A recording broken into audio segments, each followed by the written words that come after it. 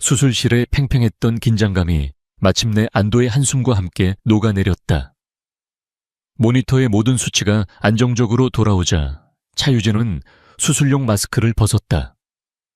마스크 아래로 드러난 그녀의 얼굴은 땀으로 젖어 창백했지만 그 눈빛만큼은 여전히 강렬한 빛을 뿜어내고 있었다. 수고하셨습니다, 교수님. 정말 대단한 수술이었습니다. 옆에 있던 레지던트가 진심 어린 존경을 담아 말했다. 차유진, 명진대학병원 흉부외과의 에이스. 그녀는 병원 내에서 신의 손이라 불렸다. 어떤 위급한 상황에서도 흔들리지 않는 냉철한 판단력과 불가능을 가능으로 만드는 외과적 기술. 동료들은 그녀를 존경했고 환자들은 그녀를 신뢰했기리 했다. 모두들 수고했어. 환자 바이탈 잘 체크하고 중환자실로 옮겨. 그녀는 짧게 지시하고는 수술실을 나섰다. 탕비실에서 땀에 젖은 수술복을 벗으며 그녀의 어깨가 작게 처졌다. 아드레날린이 빠져나가자 극심한 피로가 파도처럼 몰려왔다. 그녀는 거울에 비친 자신의 모습을 멍하니 바라보았다. 34살, 이혼한 지 1년. 그녀의 삶에 남은 것이라고는 이 병원과 환자들 뿐이었다. 한때 그녀에게도 따뜻한 집과 사랑하는 남편이 있었다. 같은 병원 신경외과의 스타 의사였던 박서준. 모두가 부러워하는 의사 부부였다. 하지만 그의 야망은 그녀의 헌신을 집어삼켰다. 그는 그녀가 자신의 성공에 걸림돌이 된다고 생각했고 결국 두 사람은 남보다 못한 사이가 되어 갈라섰다. 그 후로 차유진은 일에만 미친 듯이 매달렸다. 수술실만이 그녀가 유일하게 살아있음을 느끼는 공간이었다. 자정을 훌쩍 넘긴 시간. 텅 빈 병원 복도를 걷는 그녀의 구두 소리가 유난히 크게 울렸다. 병원의 소독약 냄새, 익숙한 이 고독감. 그녀는 지하 주차장으로 내려가 자신의 낡은 국산차에 시동을 걸었다. 밖에는 예고도 없이 세찬비가 쏟아지고 있었다. 와이퍼가 쉴 새 없이 움직이며 빗물을 닦아냈지만 흐릿한 도시의 불빛은 어지럽게 번져나갔다. 마치 그녀의 마음속처럼. 그녀는 항상 다니던 지름길로 차를 몰았다. 도심을 가로지르는 공원 옆에 한적하고 구불구불한 길이었다. 이 시간이면 오가는 차도 거의 없어 조용히 생각을 정리하며 운전하기에 좋았다. 그녀가 가파른 커브를 도는 순간이었다. 끼끼. 그녀는 급하게 브레이크를 밟았다. 헤드라이트 불빛 앞으로 처참한 광경이 펼쳐져 있었다. 검은색 고급 세단 한 대가 빗길에 미끄러졌는지 거대한 가로수를 들이받고 형체를 알아볼 수 없을 정도로 찌그러져 있었다. 부서진 엔진에서는 하얀 연기가 피어오르고 있었다. 주변에는 다른 차나 사람은 보이지 않았다. 뺑소니 사고일 가능성이 높았다. 보통 사람이라면 당황해서 119에 신고부터 하고 발을 동동 구르고 있었을 것이다. 하지만 차유진은 달랐다.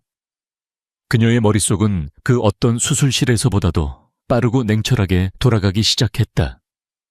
그녀는 즉시 차를 길가에 세우고 늘 체에 구비해두던 응급 의료 키트를 챙겨들었다. 그리고 쏟아지는 비를 뚫고 사고 현장으로 달려갔다. 상황은 최악이었다. 운전석은 완전히 짓눌려 운전자는 이미 숨을 거둔 것으로 보였다. 그녀는 조수석으로 달려갔다. 한 남자가 머리에서 피를 흘리며 의식을 잃고 쓰러져 있었다. 하지만 그녀의 눈에 들어온 것은 그보다 더 위급한 상황이었다. 그의 부자연스러운 자세와 가슴이 거의 움직이지 않는 가쁜 숨. 목에서는 그르렁거리는 소리가 들려왔다. 긴장성, 기흉 텐션, 이누모토락스. 그녀의 머릿속에 진단명이 번개처럼 스쳐 지나갔다. 폐가 손상되어 공기가 흉강으로 새어들어가 심장과 반대쪽 폐를 압박하는 당장 조치하지 않으면 몇 분 안에 사망에 이를 수 있는 치명적인 상태였다. 구급차가 도착할 때까지 기다릴 시간이 없었다. 그녀는 망설이지 않았다. 병원 밖에서 그것도 이런 악천후 속에서 응급시술을 하는 것은 엄청난 위험이 따르는 일이었다. 하지만 그녀에게는 선택의 여지가 없었다. 그녀는 환자의 생과 살을 가를 결정을 내려야만 했다. 정신 차려요. 제 말 들려요. 그녀는 남자의 어깨를 흔들었지만 그는 미동도 없었다. 그녀는 의료키트에서 굵은 주사 바늘과 알코올 솜을 꺼냈다. 수술실에서는 강철처럼 단단했던 그녀의 손이 차가운 빗물 때문에 미세하게 떨렸다. 그녀는 남자의 셔츠를 찢어 가슴을 드러냈다. 정확한 위치를 찾아야 했다. 쇄골 아래 두 번째 늑간. 실패는 용납되지 않았다. 그녀는 알코올 솜으로 시술 부위를 빠르게 소독했다. 그리고 깊게 숨을 한번 들이마신 뒤 망설임 없이 주사 바늘을 남자의 가슴에 깊숙이 찔러 넣었다. 비스윅. 그녀의 귀에 흉강 안에 갇혀있던 공기가 빠져나가는 분명한 소리가 들렸다. 기적이 일어났다. 바늘을 꽂은 채 가만히 있자 남자의 가슴이 눈에 띄게 부풀어 오르기 시작했고 그르렁거리던 숨소리가 점차 안정되어 갔다. 그녀가 남자의 상태를 안정시키고 그의 목에 손수건을 감아 지혈하고 있을 때쯤 멀리서 희미하게 사이렌 소리가 들려왔다. 시술을 시작하기 직전 그녀가 이미 신고를 해둔 터였다. 잠시 후 도착한 구급대원들은 눈앞의 광경에 경악했다. 쏟아지는 비를 온몸으로 맞으며 한 여자가 피투성이가 된 남자의 가슴에 꽂힌 주사 바늘을 흔들리지 않게 붙잡고 있었다. 그녀는 구급대원들을 보자마자 환자의 상태와 자신이 시행한 응급처치에 대해 전문적이고 간결하게 보고했다. 긴장성 기흉 환자입니다. 응급으로 니들 감압술 시행했어요. 혈압 계속 떨어지고 있으니 수액 라인 빨리 잡고 병원으로 이송하면서 삽관 준비해야 합니다. 구급대원들은 그녀의 침착함과 놀라운 실력에 경외감마저 느꼈다. 그녀는 구급대원들이 남자를 구급차에 싣는 모습을 묵묵히 지켜보았다. 온몸은 비에 젖어 춥고 긴장이 풀리자 온몸에 힘이 빠져나갔지만 마음 한편에서는 설명할 수 없는 깊은 사명감이 차올랐다. 그녀는 경찰에게 자신의 이름과 연락처를 남기면서도 자신의 역할을 애써 축소했다. 어떤 의사라도 그렇게 했을 겁니다. 구급차가 붉고 푸른 경광등을 번쩍이며 밤의 어둠 속으로 사라졌다. 그녀는 빗속에 홀로 남겨졌다. 그녀는 자신이 방금 누구의 목숨을 구했는지, 그리고 그 하룻밤의 우연한 만남이 자신의 인생을 어떻게 송두리째 바꿔놓을지 전혀 알지 못했다.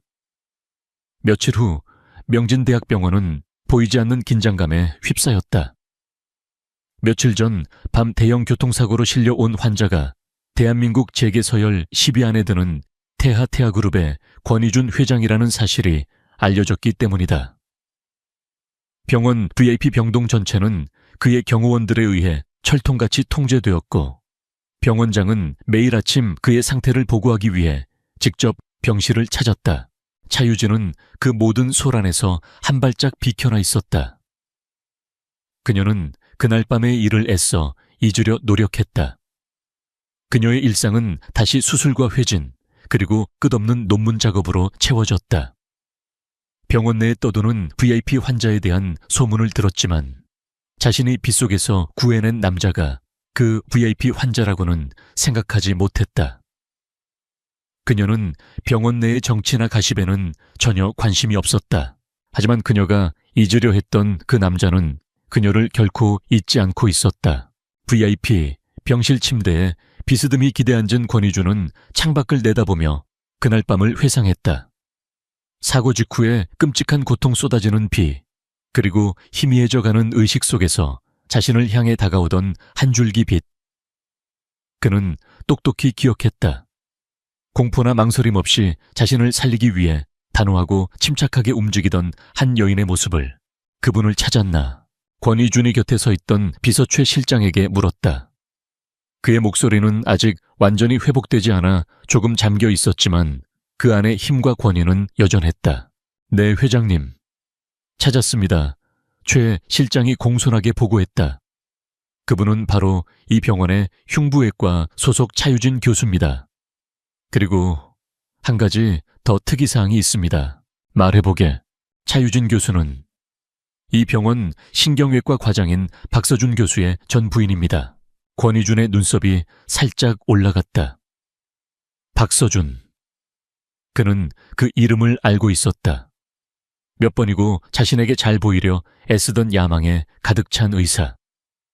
그는 자신을 구해준 여의사와 그 야심가 의사 사이에 대조적인 관계에 흥미를 느꼈다. 그녀를 만나고 싶군. 환자로서가 아니라 개인적으로. 조용히 자리를 마련해주게.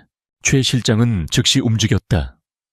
차유진은 신경외과와의 합동 컨퍼런스를 막 끝내고 나오는 길에 최 실장과 마주쳤다. 차유진 교수님, 저희 회장님께서 잠시 뵙고 싶어 하십니다. 유진은 미간을 찌푸렸다. 태아그룹 권희준 회장. 그가 바로 그날 밤의 환자였다니. 그녀는 조금 놀랐지만 이내 귀찮은 감정이 밀려왔다. 부유한 환자들이 감사 인사를 핑계로 의사의 시간을 뺏는 일은 흔했다. 회진 시간이라 바쁩니다. 감사 인사는 마음만 받겠다고 전해 주십시오. 그녀는 단호하게 거절하고 지나치려 했다. 하지만 최 실장은 끈질겼다.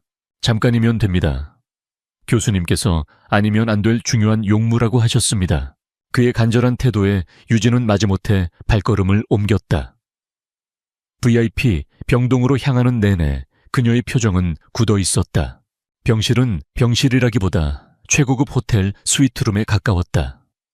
권희준은 실크 파자마 차림으로 소파에 앉아 있었지만 그의 몸에서는 병약한 환자의 기색 대신 압도적인 카리스마가 뿜어져 나오고 있었다. 그는 최 실장을 눈짓으로 내보내고 방에는 두 사람만 남게 되었다.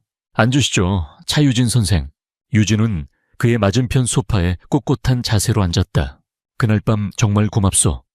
당신이 아니었다면 난 지금 이 자리에 없었을 거요. 그의 목소리에는 가식 없는 진심이 담겨 있었다. 구급대원들에게 들었소. 선생의 응급처치가 없었다면 난 현장에서 즉사했을 거라고. 의사로서 당연히 해야 할 일을 했을 뿐입니다. 회복 중이시라니 다행이군요. 유진의 대답은 지극히 사무적이고 냉담했다. 그녀는 빨리 이 자리를 벗어나고 싶었다. 권희준은 그런 그녀의 모습을 흥미롭게 관찰했다. 그는 자신의 지위와 부를 이용해 무언가를 얻어내려는 수많은 사람들을 만나왔다. 하지만 눈앞의 이 여자는 달랐다. 그녀의 눈에는 탐욕이나 아첨 대신 오직 무관심과 약간의 귀찮음만이 서려 있었다. 그 모습이 오히려 그에 대한 신뢰를 더욱 깊게 만들었다. 잠시 침묵이 흘렀다. 권희준은 곧바로 본론으로 들어갔다. 차 선생, 당신에게 제안할 것이 있소. 아마 말도 안 되는 소리라고 생각할지도 모르겠군.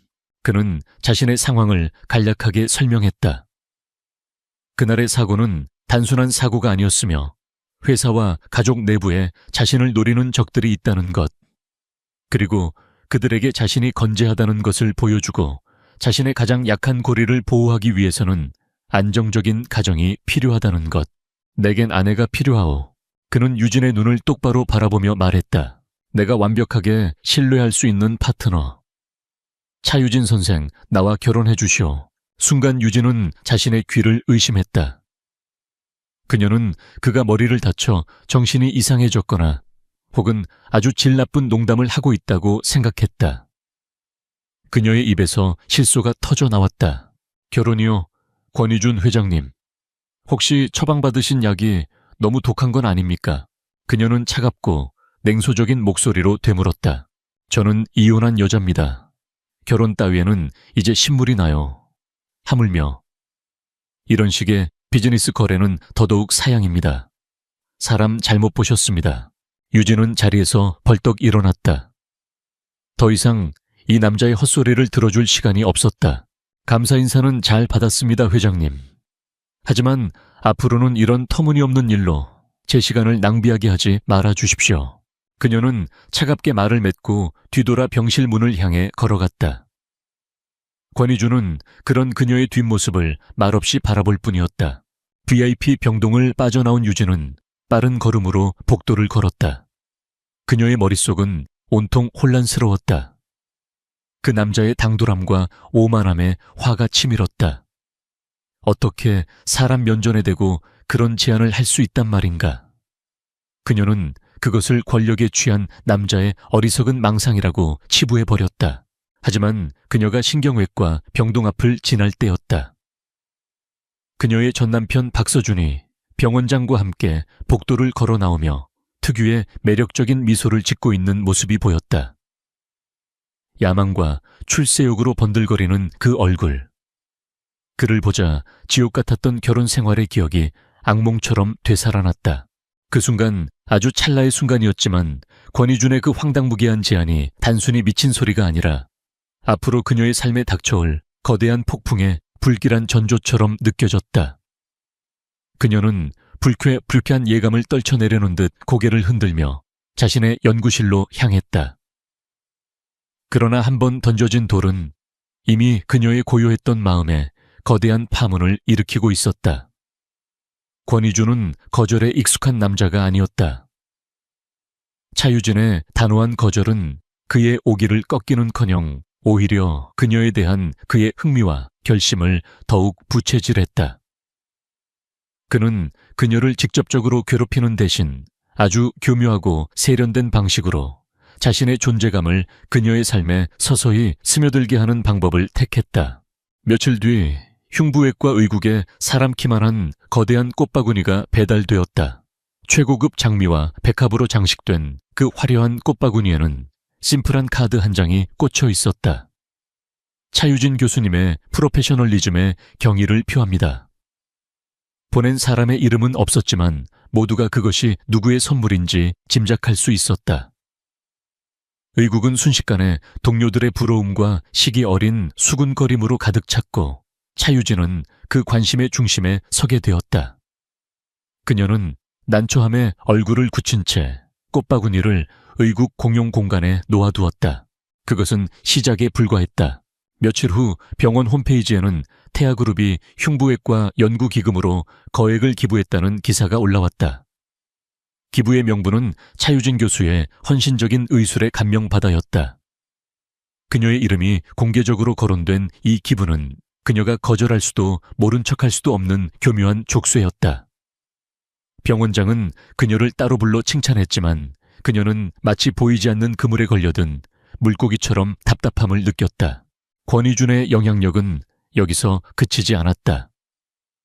그녀의 수술 스케줄에는 최고의 어시스턴트들이 우선적으로 배정되었고 병원 행정부는 그녀에게 온갖 편의를 제공하려 애썼다. 이 모든 것이 권희준 회장의 환심을 사기 위한 병원 측의 노골적인 아부라는 것을 유진은 모를 리 없었다. 그녀는 이 원치 않는 친절과 관심에 숨이 막힐 것 같았다. 이 모든 상황을 가장 불쾌한 눈으로 지켜보는 사람이 있었다. 바로 그녀의 전남편 신경외과 과장 박서준이었다. 그는 믿을 수가 없었다. 자신과 결혼했을 당시 일밖에 모르던 재미없고 따분한 여자였던 차유진이 감히 태하그룹 권희준 회장의 눈에 들었다는 사실을. 그의 마음속에서는 질투심과 함께 기회주의적인 계산이 빠르게 돌아가기 시작했다. 그는 어느 날 저녁 병원 복도에서 유진을 마주치자 기다렸다는 듯이 다가왔다. 그의 얼굴에는 거짓된 염려와 오만한 표정이 뒤섞여 있었다. 유진 씨, 들었어. 권희준 회장 말이야. 조심하는 게 좋을 거야. 그쪽 세상은 우리 같은 사람들이 감당할 수 있는 곳이 아니야. 괜히 상처만 받을 수 있다고. 그는 마치 그녀를 걱정하는 척 말했지만 그 속에는 정보를 캐내려는 의도와 그녀를 아래로 내려다보는 교만함이 숨겨져 있었다. 유진은 차갑게 그를 쏘아보았다. 내 걱정은 내가 알아서 해. 당신이나 잘해. 그녀의 냉담한 반응에 박서준은 잠시 당황했지만 이내 본색을 드러냈다. 사실은 말이야. 내가 지금 추진하는 뇌과학연구센터 프로젝트가 있는데 태아그룹의 투자가 절실하거든. 당신이 권 회장에게 내 얘기 좀 잘 해줄 수 없을까 우리 사이에 그 정도는 해줄 수 있잖아. 그의 뻔뻔함에 유진은 기가 막혔다. 이 남자는 변하지 않았다. 언제나 자신의 성공을 위해서라면 다른 사람을 도구로 이용하는데 주저함이 없는 남자. 그녀와의 결혼 생활마저도 자신의 경력을 위한 발판으로 여겼던 남자. 역겹다 정말. 유진이 경멸을 담아 내뱉었다. 우리가 무슨 사이라고 그런 부탁을 해. 다신 나한테 아는 척하지 마. 그녀는 싸늘하게 돌아섰다. 박서준과의 대화는 잊고 있던 과거의 상처를 다시 헤집어 놓았다. 그리고 권희준 같은 권력자에게서 더욱 멀어져야겠다는 결심을 굳히게 만들었다. 한편 태아그룹 본사, 부회장실의 주인인 권성우는 자신의 조카 권희준의 최근 동향에 대한 보고를 받고 있었다. 권성우는 권희준의 유일한 혈육인 삼촌이었지만 동시에 그의 자리를 가장 탐내는 적이기도 했다. 그는 오랫동안 그룹을 차지하기 위해 치밀한 계획을 세워왔고 이번 교통사고 역시 그의 계획의 일부였다.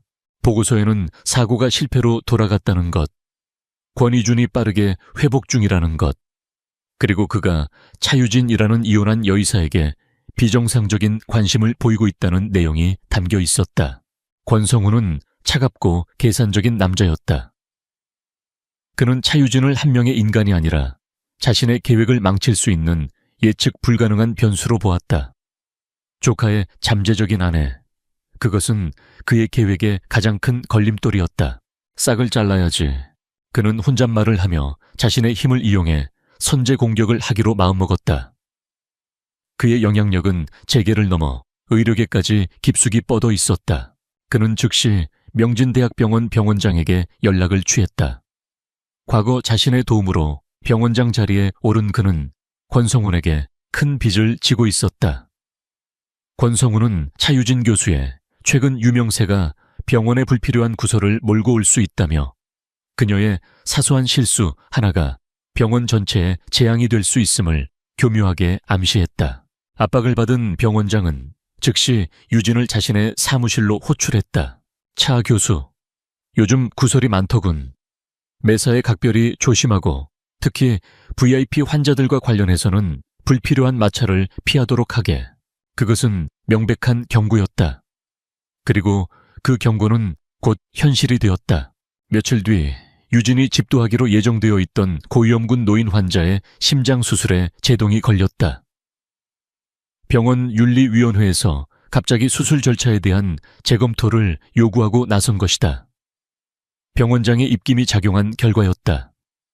수술이 미뤄지면서 그녀의 판단력과 실력에 대한 의문이 공식적으로 제기되었다. 이것은 그녀의 의사로서의 자존심과 경력에 대한 직접적인 공격이었다. 병원장실을 나온 유진의 등 뒤로 차가운 식은땀이 흘렀다. 이제 그녀는 깨달았다. 이것은 더 이상 괴짜 재벌 회장의 황당한 청혼 문제가 아니었다. 보이지 않는 거대한 힘이 자신을 옥죄어 오고 있었다. 그녀의 마지막 보루이자 성역이었던 의사로서의 삶마저 위협받고 있었다. 완벽하게 고립되었다. 덫에 걸린 기분이었다. 그날 밤 지친 몸을 이끌고 연구실에 홀로 앉아있던 그녀의 핸드폰이 짧게 진동했다. 모르는 번호로 온 문자 메시지 한 통. 그들이 당신을 노리고 있어. 내가 도울 수 있는 유일한 사람일 거요. KYJ 권이준이었다. 유진은 액정 화면에 뜬 그 짧은 문장을 멍하니 바라보았다. 자신이 그토록 밀어내려 했던 그 남자가 이제 곧 닥쳐올 폭풍 속에서 그녀가 기댈 수 있는 유일한 동아줄일지도 모른다는 불길한 예감이 그녀의 온몸을 휘감았다. 권희준의 문자 메시지는 차유진의 마음에 던져진 마지막 돌멩이였다. 그녀는 한참 동안 꺼진 핸드폰 화면을 바라보았다. 자존심과 과거의 상처는 그를 무시하고 혼자 싸우라고 소리치고 있었다. 하지만 그녀의 이성은 알고 있었다. 이것은 그녀가 혼자 감당할 수 있는 싸움이 아니라는 것을. 그녀의 경력에 대한 공격은 너무나도 정치적이고 정교했다. 이것은 단순한 의학적 논쟁이 아니라 거대한 권력 싸움의 일부였다. 그녀의 불길한 예감은 곧 현실이 되었다. 그녀를 겨냥한 의료 과실 의혹은 병원 내에서 빠르게 퍼져나갔다. 병원장 직속으로 편파적인 내부조사위원회가 꾸려졌고 위원장은 병원장에게 충성하는 의사 중 한 명이었다. 그녀의 전 남편 박서준은 언론과의 인터뷰에서 환자의 안전에 대한 깊은 우려를 표명하며 교묘하게 그녀에 대한 의혹을 부풀렸다. 그의 얼굴에는 악의적인 희열감이 숨겨져 있었다. 동료들은 그녀를 피하기 시작했다. 복도에서 마주쳐도 껄끄러운 미소만 지을 뿐 누구도 그녀에게 말을 걸지 않았다. 한때 그녀를 존경하고 따르던 후배 의사들마저 그녀의 눈치를 살폈다. 그녀는 순식간에 병원 내에서 외톨이가 되었다. 수술실만이 그녀가 숨 쉴 수 있는 유일한 공간이었지만 이제 그 성역마저 위협받고 있었다. 그녀는 더 이상 이길 수 없는 싸움을 고집할 수 없었다. 그녀의 자존심보다 수술을 기다리는 환자들의 생명이 더 중요했다. 그녀는 무거운 마음과 비장한 결심을 안고 마침내 권희준을 찾아가기로 결심했다. 그녀는 그의 문자에 답장하지 않았다. 대신 직접 VIP 병동으로 향했다. 병실 문을 노크하자 안에서 들어오시오 하는 낮은 목소리가 들려왔다. 유진은 문을 열고 안으로 들어갔다. 권희준은 그녀가 올 줄 알았다는 듯 태연한 얼굴로 소파에 앉아 책을 읽고 있었다. 유진은 차갑고 사무적인 표정으로 그의 앞에 섰다. 이야기 좀 하죠, 권희준 회장님. 그녀는 자신이 처한 상황을 간결하게 설명했다. 연기된 수술 내부조사 위원회 병원장의 압박, 이 모든 게 당신 때문이라는 걸 압니다. 더 정확히는 당신의 적들 때문이겠죠. 그녀는 잠시 숨을 고른 뒤 결심한 듯 말을 이었다. 당신의 제안 받아들이겠어요. 하지만 조건이 있습니다. 이것은 항복이 아니었다. 거래이자 협상이었다. 권희준은 흥미롭다는 듯 그녀를 바라보았다. 말해보시오. 첫째, 이건 파트너십이자 비즈니스 거래일 뿐입니다. 그 이상은 기대하지 마세요.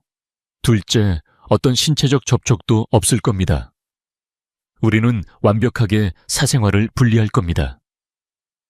셋째, 이 결혼은 정해진 기간만 유지됩니다. 당신의 적들이 처리되고 제 오명이 씻겨지면 우리는 조용히 이혼할 겁니다. 마지막으로 저는 장식용 아내가 되지 않을 겁니다. 저는 계속해서 외과 의사로서 제 일을 할 겁니다. 당신은 제 직업적 자율성을 완벽하게 보장해야 합니다. 그녀의 단호한 조건 제시에 권희준의 입가에 옅은 미소가 번졌다. 그는 그녀의 이런 모습에 다시 한번 감탄했다. 그는 순종적인 인형이 아니라 강인한 파트너를 원했다. 모든 조건을 받아들이겠소. 그가 망설임 없이 대답했다. 싸움에 온 걸 환영하오, 차 선생. 아니, 이제는 권 여사라고 불러야 하나. 그렇게 그들의 위태로운 동맹이 결성되었다. 그들의 파트너십은 즉시 효력을 발휘했다. 권희준은 자신의 법무팀과 홍보팀에 전화 한 통을 걸었다. 판세는 순식간에 뒤집혔다. 태아그룹 홍보실은 즉각 공식 성명을 발표했다.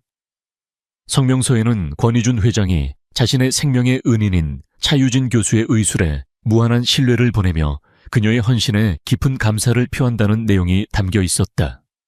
또한 수술이 연기된 노인 환자가 사실은 권 회장 집안과 오랜 인연이 있는 분이며 태아그룹 측에서는 반드시 최고의 실력을 가진 차유진 교수가 수술을 집도해야 한다고 병원 측에 강력히 요청했다는 내용도 포함되었다.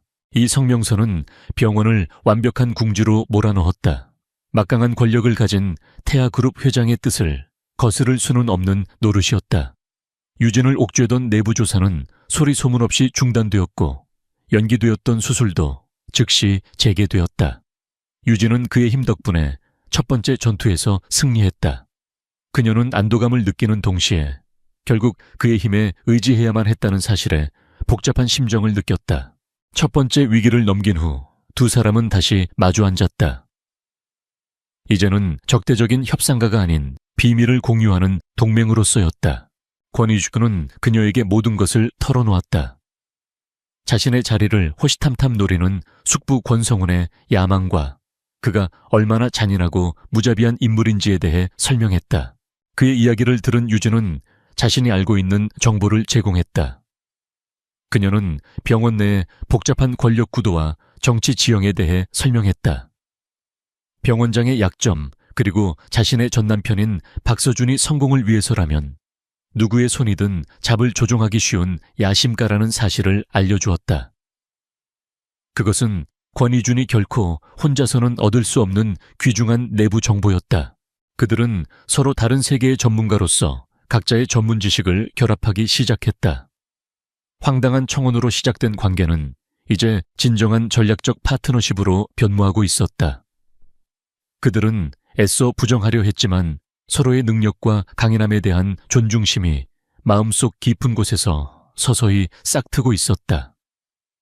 비록 그것이 아직은 깨지기 쉬운 신뢰일지라도 차유진과 권희준의 동맹은 단순한 방어를 넘어 날카로운 방역을 준비하는 단계로 접어들었다.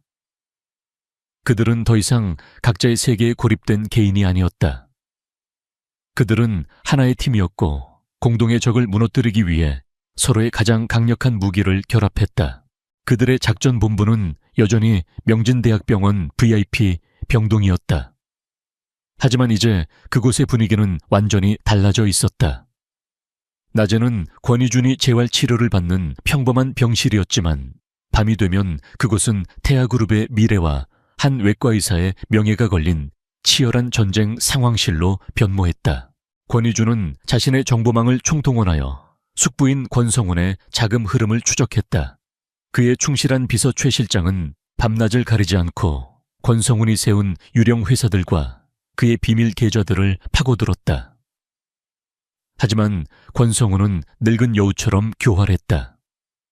그는 자신의 흔적을 거의 남기지 않았고 결정적인 증거는 좀처럼 잡히지 않았다. 뭔가 부족해.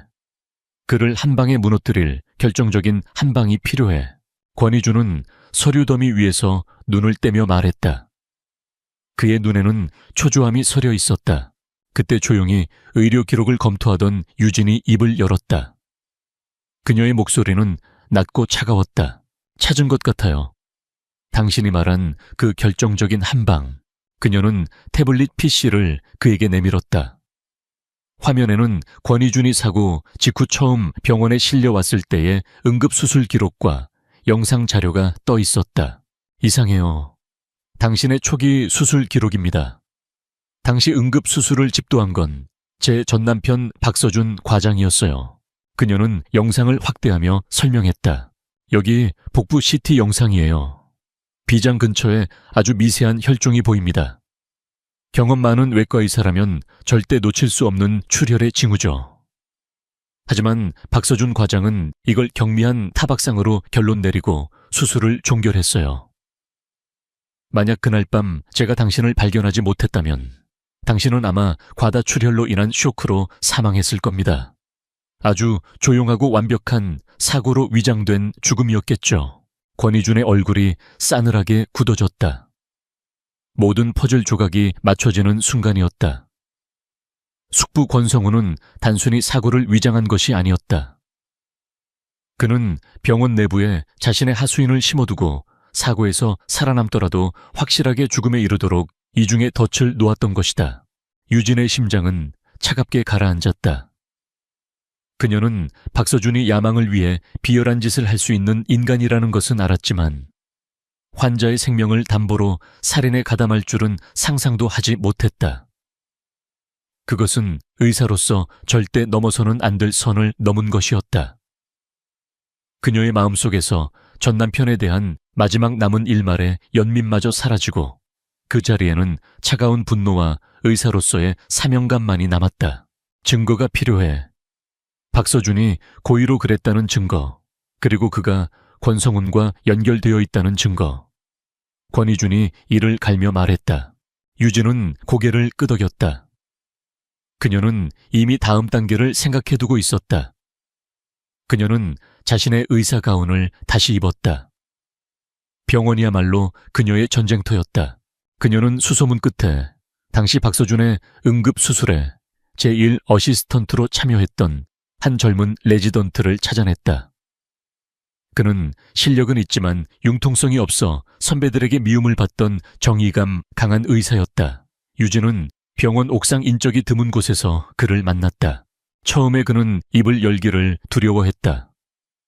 박서준 과장의 권력과 병원 내 정치 싸움에 휘말리고 싶지 않았기 때문이다. 하지만 유진은 그의 눈을 똑바로 바라보며 말했다. 우리는 의사야. 환자의 생명보다 더 중요한 건 없어. 진실을 외면하는 건 살인에 동조하는 것과 같아. 당신의 양심에 묻고 싶어. 그날 밤 정말 아무 문제도 없었나. 그녀의 진심 어린 설득에 레지던트는 오랫동안 고민하다 마침내 무거운 입을 열었다.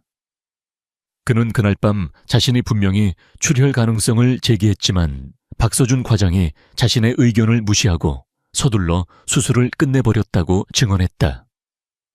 그리고 수술 직후 박서준이 누군가와 은밀하게 통화하며 처리했습니다라고 말하는 것을 똑똑히 들었다고 했다. 결정적인 증언이었다. 하지만 물증이 부족했다. 유진은 마지막 카드를 꺼내 들었다. 그녀는 병원 내에서 자신을 따르는 몇 안 되는 간호사 중 한 명에게 비밀리에 부탁하여 박서준의 최근 재정 상태에 대해 알아보았다.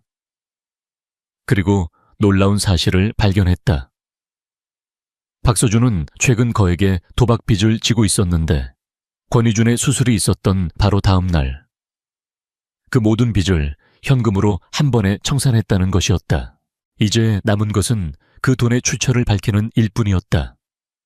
그 임무는 권희준의 몫이었다. 그는 최 실장을 통해 박서준에게 돈을 전달한 인물을 추적했다. 그 돈은 여러 개의 대포 통장을 거쳐 세탁되었지만 마침내 그 끝은 권성훈이 관리하는 유령 회사 중 하나로 이어졌다. 완벽한 증거의 사슬이 완성되었다. 재계의 음모와 의료계의 비리가 하나의 거대한 악의 고리로 연결된 것이다. 유진은 모든 증거를 정리하여 권희준에게 건넸다. 그들의 비즈니스 파트너십은 이제 완벽한 신뢰 관계로 발전해 있었다. 권희준은 증거를 손에 쥔 채 차가운 미소를 지었다. 이제 사냥할 시간이었다. 그는 곧 열릴 태아그룹 이사회에서 숙부인 권성훈이 자신에 대한 회장직 해임안을 상정할 것이라는 사실을 알고 있었다. 그곳이 바로 모든 것을 끝낼 처형대가 될 터였다. 이제 무대는 준비되었어. 권희준이 유진을 바라보며 말했다. 이 연극의 마지막 막을 올릴 시간이군. 그리고 당신은 이 연극의 가장 중요한 관객이자 주인공이 될 거요. 이사회 날짜가 다가오면서 병원과 태아그룹 본사에는 폭풍전야의 고요함이 감돌았다. 모두가 거대한 변화를 예감했지만 그 누구도 곧 닥쳐 올 폭풍의 실체를 알지 못했다. 유진과 이준은 서로의 눈을 바라보았다. 두려움은 없었다. 오직 정의를 실현하겠다는 차가운 결의와 서로에 대한 굳건한 믿음만이 존재할 뿐이었다. 결전의 날 태아그룹 본사 최상층에 위치한 이사회 회의실은 얼음장처럼 차가운 공기로 가득했다. 이사진들은 굳은 얼굴로 자리를 지키고 있었고 그들의 침묵 속에는 각자의 계산과 불안감이 뒤섞여 있었다. 회의실 상석에 앉은 권성훈 부회장의 얼굴에는 승리를 예감한 자의 오만함과 여유가 넘실거렸다. 그는 모든 준비가 끝났다고 확신했다. 같은 시각 명진대학병원 대강당. 박서준은 수많은 군 기자들 앞에서 자신의 새로운 뇌신경 치료 기술에 대한 기자회견을 열고 있었다. 이것은 권성훈이 그의 충성심에 대한 대가로 안겨준 달콤한 선물이었다. 그는 오늘을 기점으로 대한민국 의료계의 정점에 서게 될 것이라 믿어 의심치 않았다. 이사회 회의가 시작되고 권성훈은 위선적인 표정으로 자리에서 일어났다. 존경하는 이사 여러분, 오늘 저는 아주 무거운 마음으로 이 자리에 섰습니다. 그는 조카인 권희준의 건강 상태에 대한 깊은 우려를 표하며 그가 최근 겪은 사고로 인해 정상적인 경영 판단을 하기 어려운 상태라고 주장했다. 그는 심지어 권희준이 의료과실 의혹이 있는 여의사에게 비정상적으로 집착하고 있다며 차유진의 존재를 자신의 조카를 몰아낼 명분으로 삼았다. 그룹의 미래를 위해 우리는 결단을 내려야 합니다. 이에 본인은 권희준 회장의 회장직 해임안을 공식적으로 상정하는 바입니다. 그의 말이 끝나자 회의실에는 팽팽한 긴장감이 흘렀다. 그의 편에 서기로 약속한 이사들이 지지 발언을 시작하려는 순간이었다. 꽝! 모두의 예상을 깨고 굳게 닫혀있던 회의실의 문이 활짝 열렸다. 회의실 안의 모든 시선이 문 쪽으로 향했다. 문 앞에는 완벽하게 회복한 모습의 권희준이 서 있었다. 그의 곁에는 차갑고 단단한 표정의 차유진이 함께였다. 그는 더 이상 병약한 환자가 아니었다. 그의 걸음걸이는 사자처럼 당당했고 그의 눈빛은 회의실 전체를 압도했다. 제가 좀 늦었군요, 숙부님. 제 해임안을 논의하는 자리에 당사자가 빠질 수는 없지 않겠습니까? 권희준의 목소리는 낮았지만 그 안에는 강철 같은 힘이 실려 있었다. 권성훈의 얼굴에서 미소가 사라지고 당황한 기색이 역력했다. 권희준은 유진과 함께 성큼성큼 회의실 안으로 걸어들어와 권성훈의 맞은편에 섰다. 숙부님께서 제 건강과 판단력을 심히 걱정하시는 것 같으니 오늘 제가 그 오해를 확실하게 풀어드리지요. 그는 최 실장에게 눈짓했다. 회의실의 대형 스크린에 영상 하나가 재생되었다. 그날 밤 박서준의 수술에 참여했던 젊은 레지던트의 증언 영상이었다.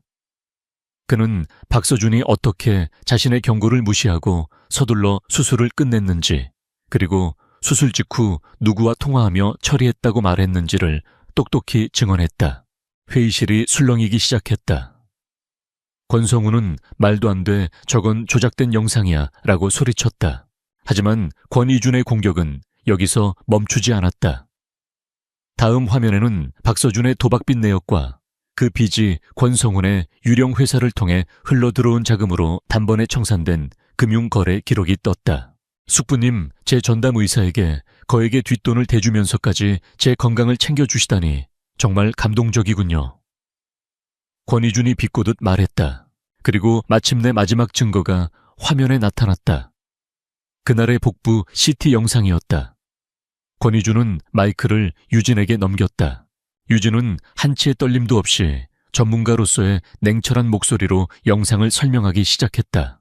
여기 비장 근처에 보이는 이 작은 음영이 바로 내부 출혈의 명백한 증거입니다. 당시 환자는 지속적인 혈압 저하와 쇼크 초기 증세를 보이고 있었습니다. 어떤 외과 의사라도 추가적인 탐색을 통해 출혈 부위를 확인했어야 합니다. 이것을 놓쳤다는 것은 의학적으로는 고의적인 살인 행위와 다름없습니다. 그녀의 마지막 말은 회의실의 사형 선고처럼 울려 퍼졌다. 같은 시각 병원 기자회견장. 성공에 도취해 있던 박서준의 귀에 그의 기자회견장에 설치된 대형 스크린을 통해 이사회 현장의 모든 상황이 생중계되기 시작했다. 자신의 범죄가 만천에 드러나는 것을 실시간으로 지켜보게 된 것이다. 그의 얼굴은 하얗게 질렸고 손에 들고 있던 마이크를 바닥에 떨어뜨렸다. 기자들의 카메라 플래시가 그를 향해 무자비하게 터져나왔다. 이사회 회의실. 모든 증거가 공개되자 권성훈은 이성을 잃고 발악하기 시작했다. 이건 모하미아 내놈이 날 제거하기 위해 꾸민 짓이라고. 하지만 그의 편에 섰던 이사들은 이미 등을 돌린 후였다. 바로 그때 회의실 뒷문으로 경찰들이 들이닥쳤다. 권성훈 씨, 당신을 살인교사 및 업무상 횡령 혐의로 긴급 체포합니다. 권성훈은 허망한 표정으로 수갑을 찼다. 그의 탐욕스러운 왕국은 그렇게 허무하게 무너져 내렸다. 병원의 박서준 역시 기자들이 지켜보는 앞에서 경찰에 연행되는 치욕을 겪었다. 모든 소란이 끝나자 권희준은 다시 이사들 앞에 섰다. 그의 눈빛에는 다시 그룹의 리더로서의 위엄이 서려 있었다. 이제 모든 것이 제자리를 찾았습니다. 태아그룹은 오늘을 기점으로 다시 태어날 것입니다. 그의 선언에 이사들은 약속이라도 한 듯 자리에서 일어나 기립박수를 보냈다. 왕의 완벽한 승리였다. 그 모든 환호와 박수 속에서 권희준의 시선은 오직 유진에게로 향했다. 그녀는 조용히 그의 곁에 서 있었다. 두 사람의 시선이 마주쳤다. 그들의 눈빛 속에는 수많은 감정이 오갔다. 함께 역경을 헤쳐온 동지애, 서로의 능력에 대한 깊은 존중, 그리고 그 모든 것을 뛰어넘는 따뜻한 신뢰. 그들의 계약으로 시작된 동맹은 가장 화려하고 통쾌한 승리로 그 첫 번째 막을 내렸다. 태아그룹 이사회에서 벌어진 극적인 사건 이후 한 달의 시간이 흘렀다. 대한민국을 떠들썩하게 했던 폭풍은 점차 잦아들었다. 권성훈과 박서준은 법의 엄정한 심판을 기다리는 신세가 되었고, 권희준 회장의 리더십 아래 태아그룹은 빠르게 안정을 되찾았다. 명진대학병원 역시 대대적인 개혁을 통해 신뢰를 회복했으며, 차유진 교수의 이름은 의사로서의 윤리와 명예를 지켜낸 영웅의 상징처럼 여겨졌다. 모든 것이 제자리를 찾았다. 그리고 그것은 차유진과 권희준의 계약 관계가 끝났음을 의미했다. 그들의 계약 조건은 모두 충족되었다. 이제 그들은 조용히 이혼하고 각자의 삶으로 돌아가면 되는 것이었다. 하지만 두 사람 사이에는 새로운 종류의 어색하고 조용한 긴장감이 감돌았다. 한때 작전본부이자 병실이었던 권희준의 저택은 이제 고요하고 평화로운 집이 되어 있었다. 두 사람은 저녁 식사 자리에서 말없이 서로를 마주보고 있었다. 음식은 최고급이었지만 두 사람은 음식 맛을 거의 느끼지 못했다. 계약의 종료일이 다가오고 있음을 두 사람 모두 알고 있었지만 누구도 먼저 그 말을 꺼내지 않았다. 침묵을 깬 것은 권희준이었다. 유진 씨, 그가 그녀의 이름을 다정하게 불렀다. 더 이상 차 선생이 아니었다. 그는 자신의 서재에서 작은 서류 봉투 하나를 가져와 그녀 앞에 놓았다. 봉투 안에는 이혼 서류가 들어있었다.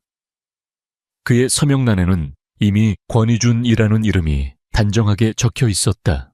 약속은 지켜야지. 당신은 이제 자유요. 이 서류에 서명만 하면 우리는 법적으로 아무 관계도 아니게 둬. 그의 행동은 약속을 지키려는 신사적인 태도였지만 동시에 그녀의 마음을 떠보는 시험대이기도 했다. 그는 그녀를 가두는 대신 그녀에게 완전한 선택권을 주었다. 유진은 자신의 이름이 비어있는 서명란을 말없이 내려다보았다. 이 종이 한 장이면 그녀는 다시 혼자가 될 수 있었다. 누구에게도 얽매이지 않는 자유로운 삶. 그것은 그녀가 이혼 후 그토록 원했던 것이었다. 하지만 권희준의 목소리가 그녀의 생각을 파고들었다. 만약 당신이 이 서류에 서명한다면 그건 내 인생 최대의 후회가 될 거요. 그는 자리에서 일어나 그녀에게 다가가 그녀의 앞에 한쪽 무릎을 꿇었다. 대한민국 재계의 제왕이 한 여인 앞에서 무릎을 꿇은 것이다. 나는 당신과 함께 싸우면서 진정한 파트너가 무엇인지 깨달았소. 나는 더 이상 계약이나 동맹을 제안하는 것이 아니오. 내 인생을 함께 해달라고 부탁하는 거요. 당신의 강인함, 당신의 정직함, 그리고 당신의 따뜻함. 나는 당신의 모든 것을 사랑하게 되었어. 이 이혼 서류를 찢어버리고 나의 진짜 아내가 되어주시오, 유진 씨. 그의 눈에는 한치의 거짓도 없는 진심이 담겨 있었다. 그것은 그녀가 전 남편에게서는 단 한 번도 받아보지 못했던 순수한 사랑의 고백이었다. 유진은 그의 눈을 바라보았다. 그리고 눈앞에 놓인 이혼 서류를 보았다. 그것은 그녀의 과거와 냉소, 그리고 상처의 상징이었다. 그녀는 깨달았다. 자신이 원했던 것은 결혼으로부터의 자유가 아니라 상처뿐인 관계로부터의 자유였다는 것을. 그녀의 입가에 아주 오랜만에 진심에서 우러나온 맑은 미소가 피어났다. 그녀는 이혼 서류를 집어들었다. 그리고 망설임 없이 그것을 반으로 다시 반으로 찢어버렸다. 그녀의 행동은 그 어떤 대답보다도 명확했다. 권희준의 얼굴에 환한 기쁨이 번졌다. 그는 그녀를 부드럽게 일으켜 세워 자신의 품에 가득 안았다. 그들의 새로운 관계는 더 이상 비밀이 아니었다. 며칠 뒤 권희준은 예고도 없이 명진대학병원 흉부외과 의국을 찾았다. 그의 손에는 그가 직접 준비했다는 따뜻한 점심 도시락이 들려 있었다. 그는 수많은 동료 의사들이 지켜보는 앞에서 유진의 이마에 다정하게 입을 맞추며 말했다. 너무 무리하지 마, 여보. 그 다정한 한마디와 모습은 병원 내의 모든 가십을 잠재우기에 충분했다. 모두가 그들의 관계가 진짜라는 것을, 그리고 그들이 서로를 얼마나 아끼고 사랑하는지를 두 눈으로 확인했다. 다시 몇 달이 흘렀다. 두 사람은 그날 밤 사고가 있었던 한적하고 구불구불한 그 길을 다시 찾았다. 이제 그 길은 더 이상 끔찍한 사고 현장이 아니었다. 그들의 운명적인 사랑이 시작된 기적의 장소였다. 그날 밤 당신을 만나지 못했다면 난 어떻게 됐을까? 이준이 그녀의 손을 잡으며 물었다. 글쎄요, 아마 다른 의사가 당신을 구했겠죠. 유진이 짓궂게 대답했다. 아니, 다른 누구도 아니었을 거야. 반드시 당신이어야만 했어. 그는 그녀를 자신의 품으로 끌어당겼다. 상처로 시작되었지만 서로의 가장 깊은 곳을 치유해준 사랑. 예기치 않게 찾아왔지만 그래서 더욱 소중하고 운명 같은 사랑. 두 사람은 말없이 서로를 바라보며 미소 지었다. 그들의 진짜 결혼은 이제 막 시작되고 있었다. 비가 내리는 서울의 밤은 유난히 깊고 어두웠다. 도시의 불빛들은 빗물에 젖어 아스팔트 위에서 번져나갔고 고급 세단의 창문에 부딪히는 빗소리는 차 안의 무거운 침묵을 더욱 무겁게 짓눌렀다. 한서연은 뻣뻣하게 허리를 세운 채 앉아 있었다. 그녀의 무릎 위에 놓인 하얗고 가느다란 손가락들은 서로를 꽉 쥐고 있었다. 손톱 끝이 하얗게 질릴 정도였다. 차량은 서울의 부촌 중에서도 가장 깊숙한 곳에 위치한 한 저택의 정문 앞에 멈춰 섰다. 웅장한 철문 너머로 보이는 저택은 어둠 속에서도 그 위용을 뽐내고 있었다. 마치 중세 유럽의 성을 그대로 옮겨놓은 듯한 모습이었다. 서연은 마른 침을 삼켰다. 지난 몇 시간 동안 그녀의 세상은 완전히 뒤집혔다. 며칠 전까지만 해도 그녀는 평범한 한의사였다. 비록 젊은 나이였지만 실력만큼은 누구에게도 뒤지지 않는다는 자부심이 있었다. 아픈 동생 세진의 병원비를 감당하기 위해 밤낮없이 일했지만 현실의 벽은 높고 차가웠다. 희귀병을 앓고 있는 동생의 수술비와 계속해서 불어나는 빚은 그녀의 어깨를 짓눌렀고 결국 사채업자들의 협박까지 시작되었다. 막다른 골목에 몰렸다고 생각했을 때 한 남자가 그녀를 찾아왔다. 자신을 김비서라고 소개한 중년의 남자는 한치의 흐트러짐도 없는 완벽한 정장 차림에 냉철한 눈빛을 하고 있었다. 그는 서연에게 믿을 수 없는 제안을 했다. 하룻밤 법적인 아내가 되어주시면 됩니다. 상대는 곧 세상을 떠날 뿐입니다. 그는 유진그룹 강철환 회장의 유일한 손자 강지훈의 이름을 꺼냈다. 대한민국 재계 서열 5위 안에 드는 거대 기업의 후계자. 그런 그가 식물인간 상태로 죽음을 앞두고 있으며 복잡한 상속 문제 때문에 하룻밤의 결혼 상대, 소위 유령 신부가 필요하다는 것이었다. 그 대가로 제시된 금액은 서연의 모든 빚을 청산하고도 동생 세진의 수술비와 평생의 치료비를 감당할 수 있을 만큼의 거액이었다. 처음에는 미친 소리라고 생각했다. 인간의 존엄성을 돈과 맞바꾸는 일이었다. 하지만 병상에 누워 하루하루 약해져가는 동생의 얼굴과 집 앞에서 험악한 말을 쏟아내던 사채업자들의 얼굴이 떠오르자 그녀의 결심은 흔들렸다. 결국 그녀는 제안을 받아들였다. 그리고 지금 그녀는 그 약속을 이행하기 위해 이곳에 와 있었다. 도착했습니다, 한서연 씨. 김 비서의 차분한 목소리가 그녀를 현실로 끌어당겼다. 차 문이 열리고 검은 우산을 든 남자가 그녀를 에스코트했다. 빗줄기를 뚫고 저택의 현관으로 들어서는 순간 서연은 숨을 멈췄다. 바깥의 어둠과 달리 내부는 눈이 부실 정도로 밝았지만 그 밝음은 따뜻함이 아닌 차가움을 품고 있었다. 대리석 바닥은 거울처럼 반짝였고 높은 천장에는 거대한 크리스탈 샹들리에가 달려 있었다. 하지만 그 모든 화려함 속에는 생기가 없었다. 마치 잘 꾸며진 박물관이나 유령의 집처럼 사람의 온기가 전혀 느껴지지 않았다. 집안의 사용인들은 그림자처럼 움직였다.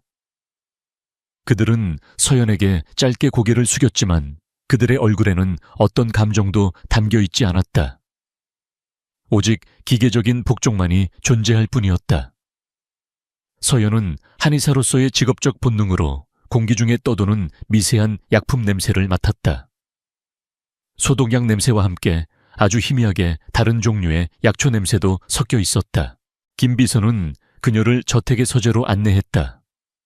방 전체를 책으로 가득 채운 거대한 책장과 방 한가운데 놓인 묵직한 원목 책상이 위압적인 분위기를 풍겼다. 그는 서연을 가죽 소파에 앉게 한 뒤 두꺼운 서류 봉투 하나를 꺼내 책상 위에 올려놓았다. 혼인계약서입니다. 서연의 심장이 쿵 하고 내려앉았다. 김 비서는 봉투에서 서류 뭉치를 꺼내 그녀 앞에 펼쳐 보였다. 복잡한 법률 용어들이 빼곡하게 적혀 있었다. 주요 내용은 간단합니다. 오늘 밤 자정을 기점으로 한서연 씨는 법적으로 강지훈 씨의 아내가 됩니다. 혼인신고는 저희 쪽에서 즉시 처리할 것입니다. 오늘 밤 남편이 될 강지훈 씨의 침실에서 함께 밤을 보내주셔야 합니다. 그리고 예상대로 강지훈 씨가 사망하게 되면 계약된 금액 전액이 서연 씨의 계좌로 즉시 입금될 겁니다. 그의 목소리는 감정 없이 건조했다. 그는 마지막 조건을 덧붙였다. 그 후 한 달간 비통에 잠긴 미망인의 역할을 해주셔야 합니다. 장례 절차가 끝난 뒤에는 조용히 사라져 주시면 됩니다. 그 이후로는 강씨 가문이나 유진그룹과 어떤 형태로든 접촉해서는 안 됩니다. 결국은 돈으로 맺어진 하룻밤의 연극이었다. 서연은 떨리는 손으로 계약서를 집어들었다. 그녀의 눈은 다른 조항들을 스쳐 지나가 계약금 액수가 적힌 부분에 멈췄다. 동생을 살릴 수 있는 금액, 아니 그 이상의 금액이었다. 이 종이 한 장에 이 하룻밤의 거래에 동생의 미래가 달려 있었다. 수치심과 죄책감이 파도처럼 밀려왔다. 한 번도 본 적 없는 남자의 죽음을 담보로 돈을 받는 행위. 이것은 시체를 파는 것과 다름없는 일이었다.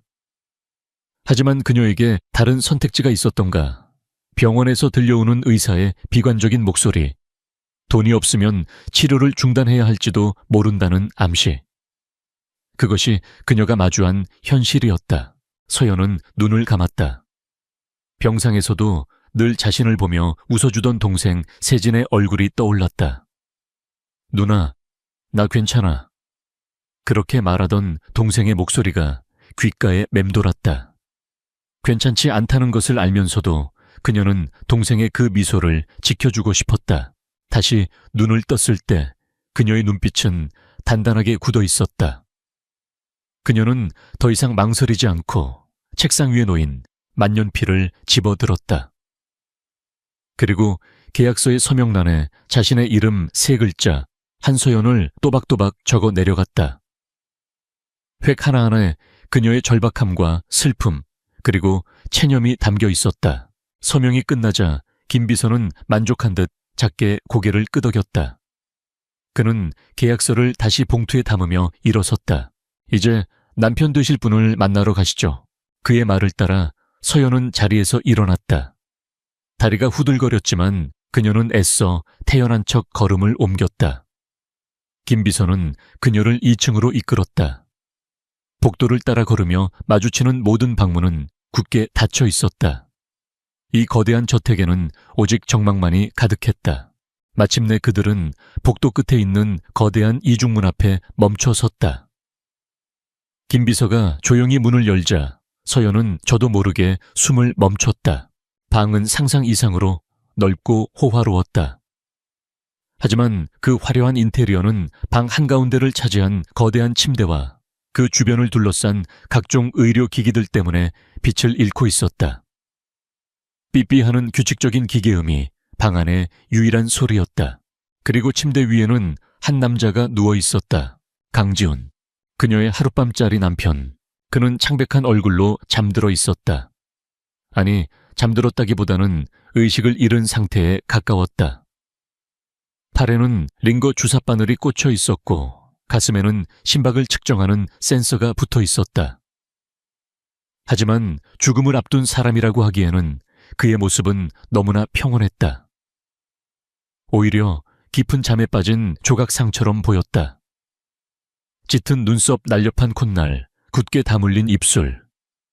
의식이 없는 상태에서도 그의 잘생긴 얼굴은 숨겨지지 않았다. 서연은 직업적인 본능으로 그의 상태를 살폈다. 호흡은 얕았지만 규칙적이었고 모니터에 나타난 생체 신호도 위급한 상황을 가리키고 있지는 않았다. 물론 그녀는 그의 정확한 병명을 알지 못했다. 하지만 그녀가 아는 상식선에서 그의 모습은 당장 오늘 밤을 넘기지 못할 사람처럼 보이지는 않았다. 아니, 내가 지금 무슨 생각을 하는 거지? 서연은 고개를 저었다. 그녀는 의사로서 이곳에 온 것이 아니었다. 그녀의 역할은 그저 계약서에 명시된 대로 그의 곁에서 하룻밤을 보내는 것뿐이었다. 그의 생사는 그녀의 소관이 아니었다. 그럼 이만 물러가겠습니다. 김 비서는 짧게 말하고는 방을 나갔다.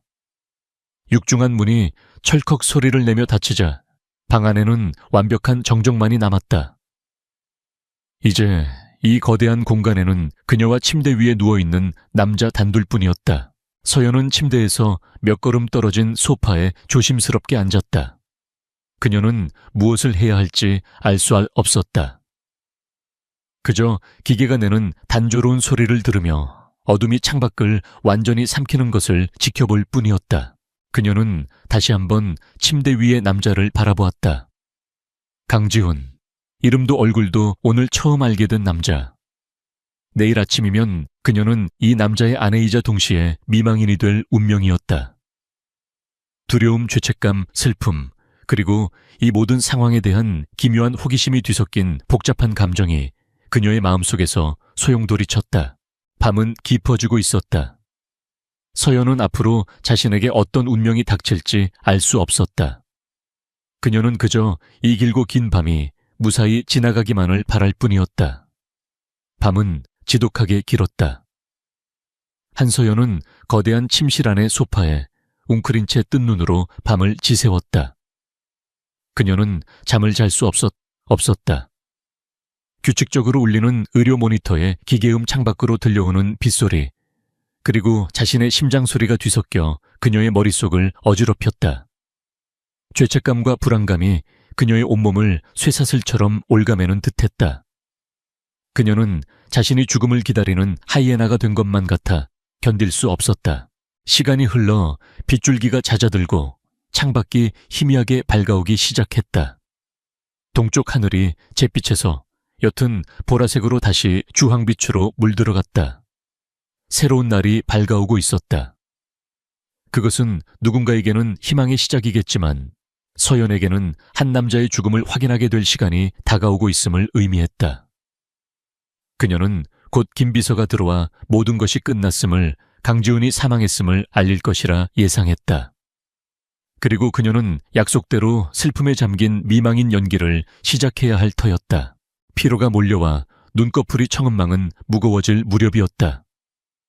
서연은 무심코 침대 쪽을 바라보았다. 그때 그녀의 눈에 무언가 이상한 것이 포착되었다. 침대 위 조각처럼 미동도 없던 남자의 눈꺼풀이 미세하게 파르르 떨린 것이다. 잘못 봤나. 서연은 눈을 비볐다. 피곤해서 헛것을 본 것이리라. 하지만 바로 그 순간 그의 손가락 끝이 살짝 움찔거렸다. 그리고 그 움직임에 반응하듯 그의 심박수를 나타내던 모니터의 그래프가 미세하게 요동쳤다. 여전히 정상 범위 아니었지만 분명 조금 전과는 다른 패턴이었다. 서연의 심장이 세차게 뛰기 시작했다. 이것은 단순한 근육 경련이 아닐지도 모른다. 한의사로서의 본능이 그녀의 이성을 앞질렀다. 그녀는 소파에서 일어나 조심스럽게 침대 쪽으로 다가갔다. 한 걸음 한 걸음 그녀의 발소리는 카펫 위로 사라졌다. 그녀는 침대 옆에 서서 그의 얼굴을 자세히 들여다보았다. 그의 얼굴은 여전히 창백했지만 어젯밤에 보았던 죽음의 그림자는 느껴지지 않았다. 오히려 얕지만 고른 숨결이 그의 코와 입술 사이를 오가고 있었다.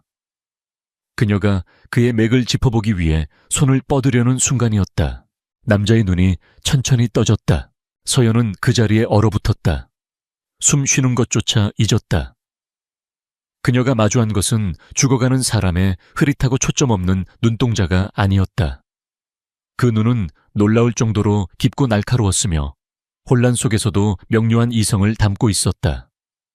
그리고 그 눈동자는 정확히 그녀를 향하고 있었다.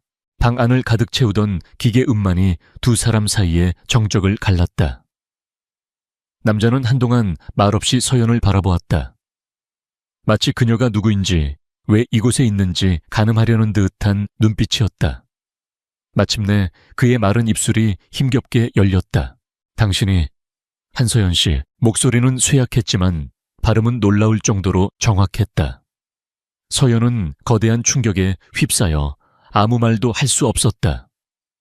그녀는 그저 멍하니 고개를 끄덕일 뿐이었다. 그녀의 반응을 확인한 강지훈이 몸을 일으키려 했다. 하지만 오랜 시간 누워 있었던 탓에 몸이 마음대로 따라주지 않는 듯 그는 힘겹게 기침을 하며 상체를 들썩였다. 그 모습에 서연은 자신도 모르게 반사적으로 움직였다. 그녀는 그의 등 뒤로 다가가 푹신한 베개를 받쳐 그가 편히 기댈 수 있도록 도왔다. 그리고 침대 옆 협탁에 놓인 물잔을 들어 그의 입술에 조심스럽게 가져다 댔다. 그녀의 행동에는 망설임이 없었다. 그것은 계약관계에 있는 낯선 사람을 대하는 태도가 아니라 환자를 돌보는 의료인의 몸에 밴 자연스러운 움직임이었다. 강지훈은 잠시 놀란 눈으로 그녀를 보았지만 이내 순순히 그녀가 건네는 물을 받아 몇 모금 마셨다. 차가운 물이 마른 목을 적시자 그의 정신은 더욱 또렷해지는 듯했다. 고맙소. 그가 낮은 목소리로 말했다. 그는 다시 한번 서연을 찬찬히 뜯어보았다. 밤새 한숨도 자지 못해 피곤한 기색이 역력했지만 그녀의 눈은 두려움이나 탐욕이 아닌 순수한 혼란과 경계심으로 가득 차 있었다. 그가 예상했던 반응과는 사뭇 달랐다. 많이 놀란 것 같군. 당연하겠지. 지훈이 자조적인 미소를 지으며 말했다. 죽는다던 사람이 눈을 떴으니 이게 어떻게 된 일이죠? 마침내 서연의 목소리가 터져 나왔다. 그녀는 여전히 눈앞의 상황을 믿을 수 없었다. 설명하지. 하지만 그 전에 김 비서에게 내가 깨어났다는 사실을 알려서는 안 둬. 지훈의 말은 단호했다. 서연은 더욱 혼란스러워졌다. 김 비서는 그의 충신이 아니었던가. 지훈은 그녀의 표정을 읽었다는 듯 말을 이었다. 김 비서는 내 사람이 맞소. 하지만 이 저택 안에는 내 사람이 아닌 다른 누군가의 눈과 귀가 존재하지. 지금부터 내가 하는 이야기는 우리 두 사람 외에는 누구도 알아서는 안 되는 비밀이요. 그는 숨을 한번 고른 뒤 충격적인 진실을 털어놓기 시작했다. 나는 죽어가는 게 아니오. 정확히는 독에 중독된 거지. 서연의 눈이 커졌다. 독이라니. 아주 천천히 작용하는 신경독이요. 퇴행성 뇌질환과 비슷한 증상을 유발해서 사람을 서서히 식물인간 상태로 만들지. 누가 이런 짓을 했는지 짐작가는 사람은 있지만 물증이 없었소. 내가 갑자기 쓰러진 후 그자는 기다렸다는 듯이 유진그룹의 회장 직무대행 자리에 앉았지. 그가 말하는 그자가 누구인지는 명백했다.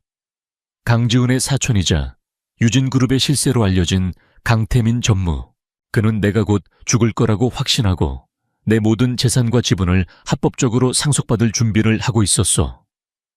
변호사들과 짜고 유언장을 무효화시킬 계획까지 세워뒀더군. 내게 남은 시간이 얼마 없었지. 그래서 이 결혼을 계획한 거요. 지훈의 눈빛이 칼날처럼 날카로워졌다. 내가 갑자기 결혼을 하고 법적인 아내를 만들면 모든 상속 절차가 복잡해지오. 내 모든 권리는 배우자인 당신에게 우선적으로 넘어가게 되니까. 강태민이 함부로 손을 댈 수 없게 만드는 것, 시간을 버는 것. 그것이 이 하룻밤의 결혼 계약의 진짜 목적이었어. 모든 조각이 맞춰지는 순간이었다. 서연은 머리를 한 대 세게 얻어맞은 듯한 충격에 휩싸였다. 유령신부 상속 문제. 모든 것이 거대한 재벌가의 암투를 위한 연극의 일부였던 것이다. 그녀는 그저 그들의 전쟁에 이용된 장기짝에 불과했다. 분노가 치밀었다. 자신을 속였다는 사실에 대한 배신감이었다.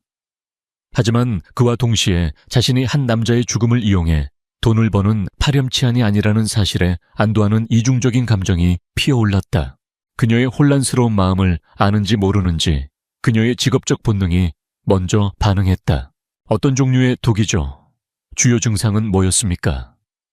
해독은 가능한가요? 서여연의 입에서 질문들이 쏟아져 나왔다. 어느새 그녀는 겁에 질린 계약 당사자가 아닌 환자의 상태를 파악하려는 냉철한 한의사의 얼굴을 하고 있었다. 지우는 그녀의 반응에 놀라움을 감추지 못했다. 그는 돈에 눈이 멀어 달려들거나 혹은 이 위험한 상황에 겁을 먹고 도망치려는 여자를 상상했다. 하지만 눈앞의 한서연이라는 여자는 그의 병과 독의 정체에 대해 먼저 묻고 있었다. 그녀의 눈빛에는 의사로서의 순수한 지적 호기심과 해결 의지가 담겨 있었다. 흥미로웠다. 아주 많이. 아직 정확한 성분은 파악하지 못했어. 내 주치의마저 강태민이 심어놓은 사람이었으니까. 하지만 내 스스로 약초에 대한 지식을 이용해 독의 진행을 억제하고 조금씩 해독을 시도하고 있었지. 당신을 부른 또 다른 이유이기도 하오. 저를요, 김비서에게 실력 있는 한의사를 찾아보라고 했어. 젊지만 돈이 절실히 필요하고 입이 무거운 사람으로. 당신이 그 모든 조건에 완벽하게 부합했지. 한서연 당신의 실력에 대해서는 익히 들었소. 그의 말에 서연은 할 말을 잃었다. 이 모든 것이 처음부터 계획된 일이었다. 그녀의 절박한 사정마저도 그의 계획의 일부였던 것이다. 원래 계약은 이제 무효요. 지훈이 말했다. 아니, 정정하지. 계약은 더 큰 차원으로 확장되어야 할 것 같군. 그는 서연을 똑바로 바라보았다. 그의 눈에는 쇠약함 속에 감춰진 강인한 의지가 번뜩였다. 약속했던 돈은 그대로 지급하겠소. 아니, 성공한다면 그 이상을 주지. 하지만 이제 나에게 필요한 것은 유령 신부가 아니오. 내 편이 되어줄 동맹이 필요하오. 동맹 말입니까? 그렇소. 밖으로는 비통에 잠긴 아내 역할을 계속해 주시오. 강태민과 다른 모두를 속이는 연막이 되어주는 거요. 그리고 안으로는 당신의 의술로 내가 완전히 회복할 수 있도록 도와주시오. 내가 힘을 되찾고 모든 것을 제자리로 돌려놓을 때까지 나의 눈과 귀, 그리고 나의 의사가 되어주시오. 이것은 그녀가 감당하기에는 너무나도 위험한 제안이었다. 거대 재벌 그룹의 경영권을 둘러싼 전쟁에 깊숙이 개입하는 일이었다. 실패한다면 그녀는 물론 그녀의 가족까지 무사하지 못할 것이다. 하지만 그녀는 이미 너무 깊이 들어와 버렸다. 그리고 그녀의 눈앞에 있는 이 남자 강지훈. 그는 비록 병상에 누워있지만 그의 눈빛과 목소리에는 모든 것을 뒤집을 수 있다는 강력한 자신감이 어려 있었다. 그녀의 의사로서의 양심과 정의감이 꿈틀거렸다. 누군가를 독살하려는 악랄한 음모를 이대로 모른 척할 수는 없었다. 무엇보다도 동생 세진의 얼굴이 아른거렸다. 이 제안은 위험한 만큼 거부할 수 없는 희망이기도 했다. 서연은 길게 숨을 내쉬었다. 그녀는 결심했다. 제가 무엇을 하면 되죠? 그녀의 대답에 강지훈의 입가에 마침내 옅은 미소가 번졌다. 그것은 어젯밤 그녀가 보았던 평온한 조각상의 얼굴이 아닌 전쟁을 앞둔 왕의 미소였다.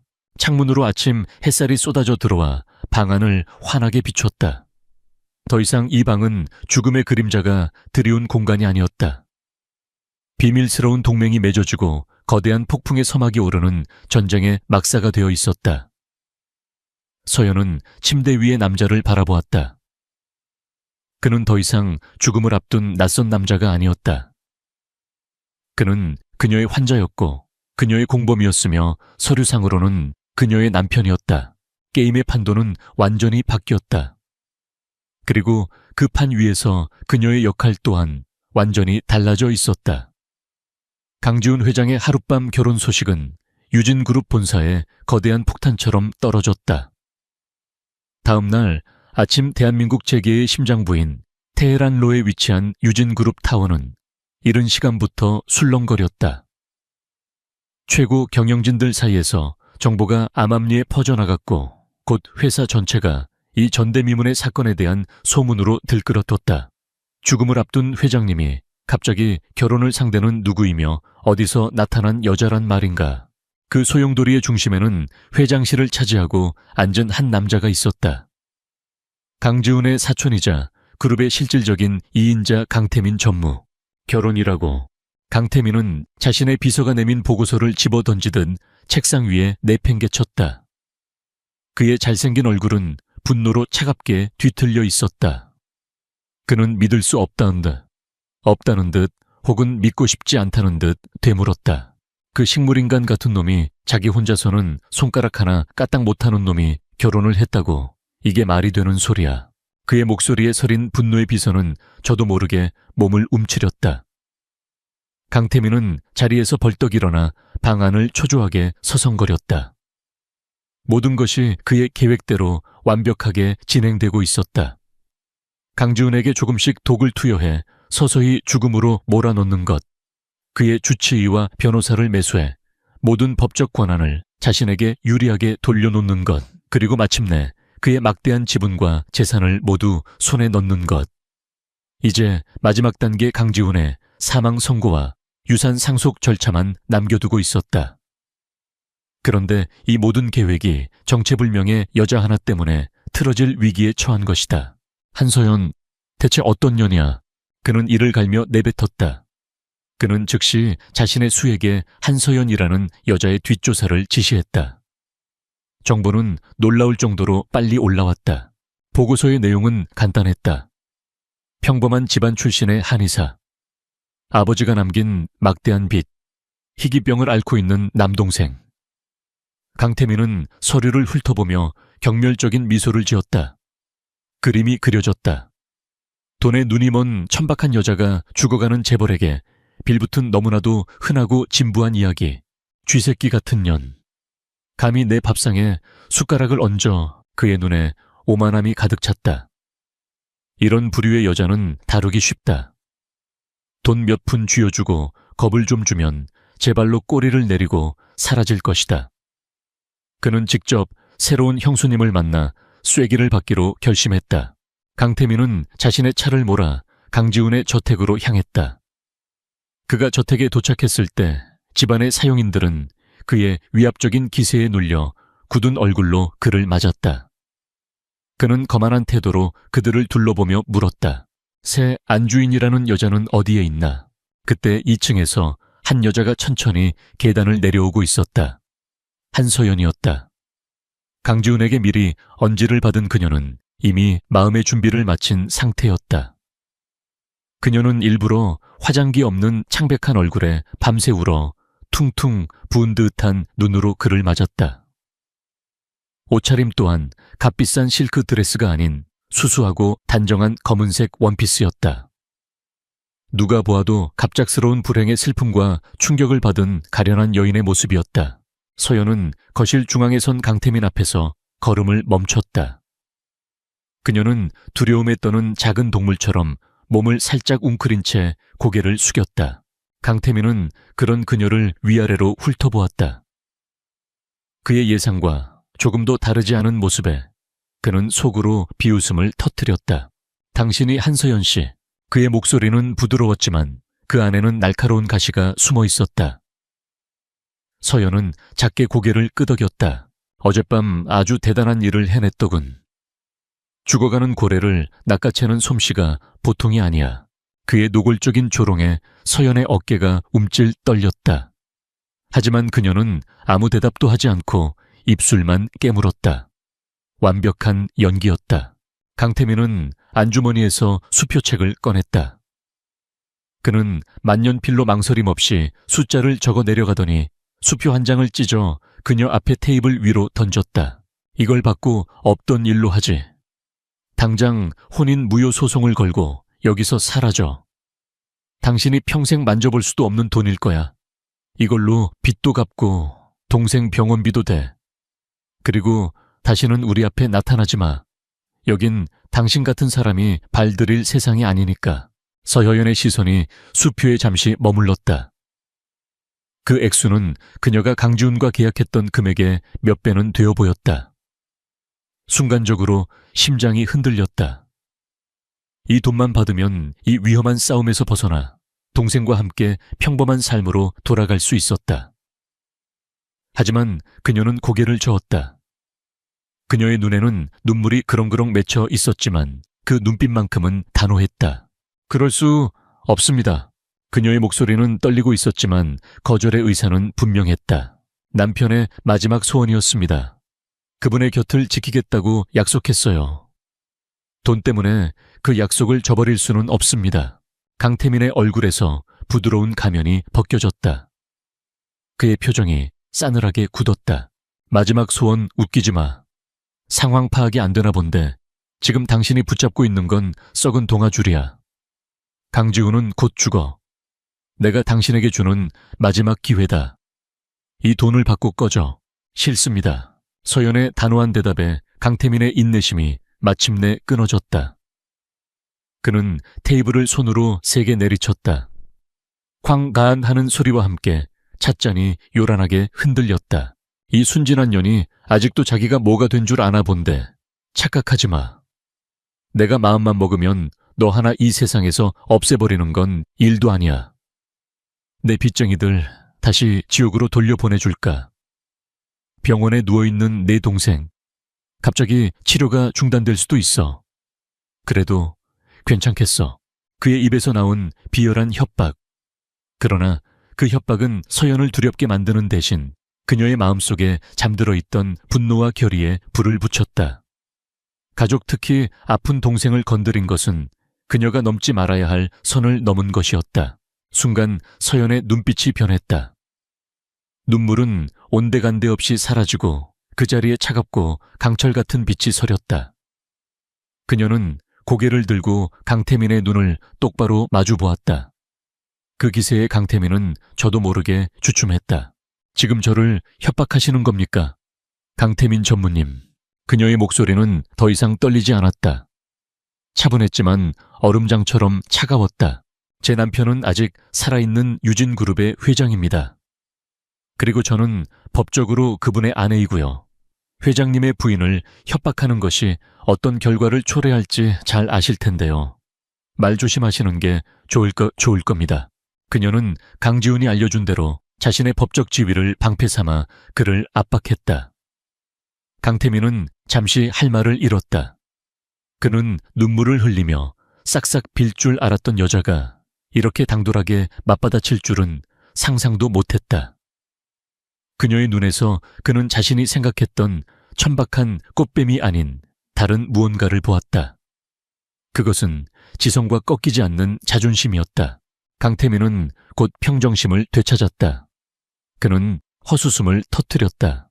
순진하게는 그 낡은 방패가 언제까지 널 지켜줄 것 같아 곧 후회하게 될 거다. 그는 마지막 경고를 남기고 몸을 돌렸다. 그는 분노에 차 저택을 떠났지만 그의 마음 한구석에는 찝찝한 불안감이 남았다. 생각보다 쉬운 상대가 아닐지도 모른다는 불길한 예감이었다.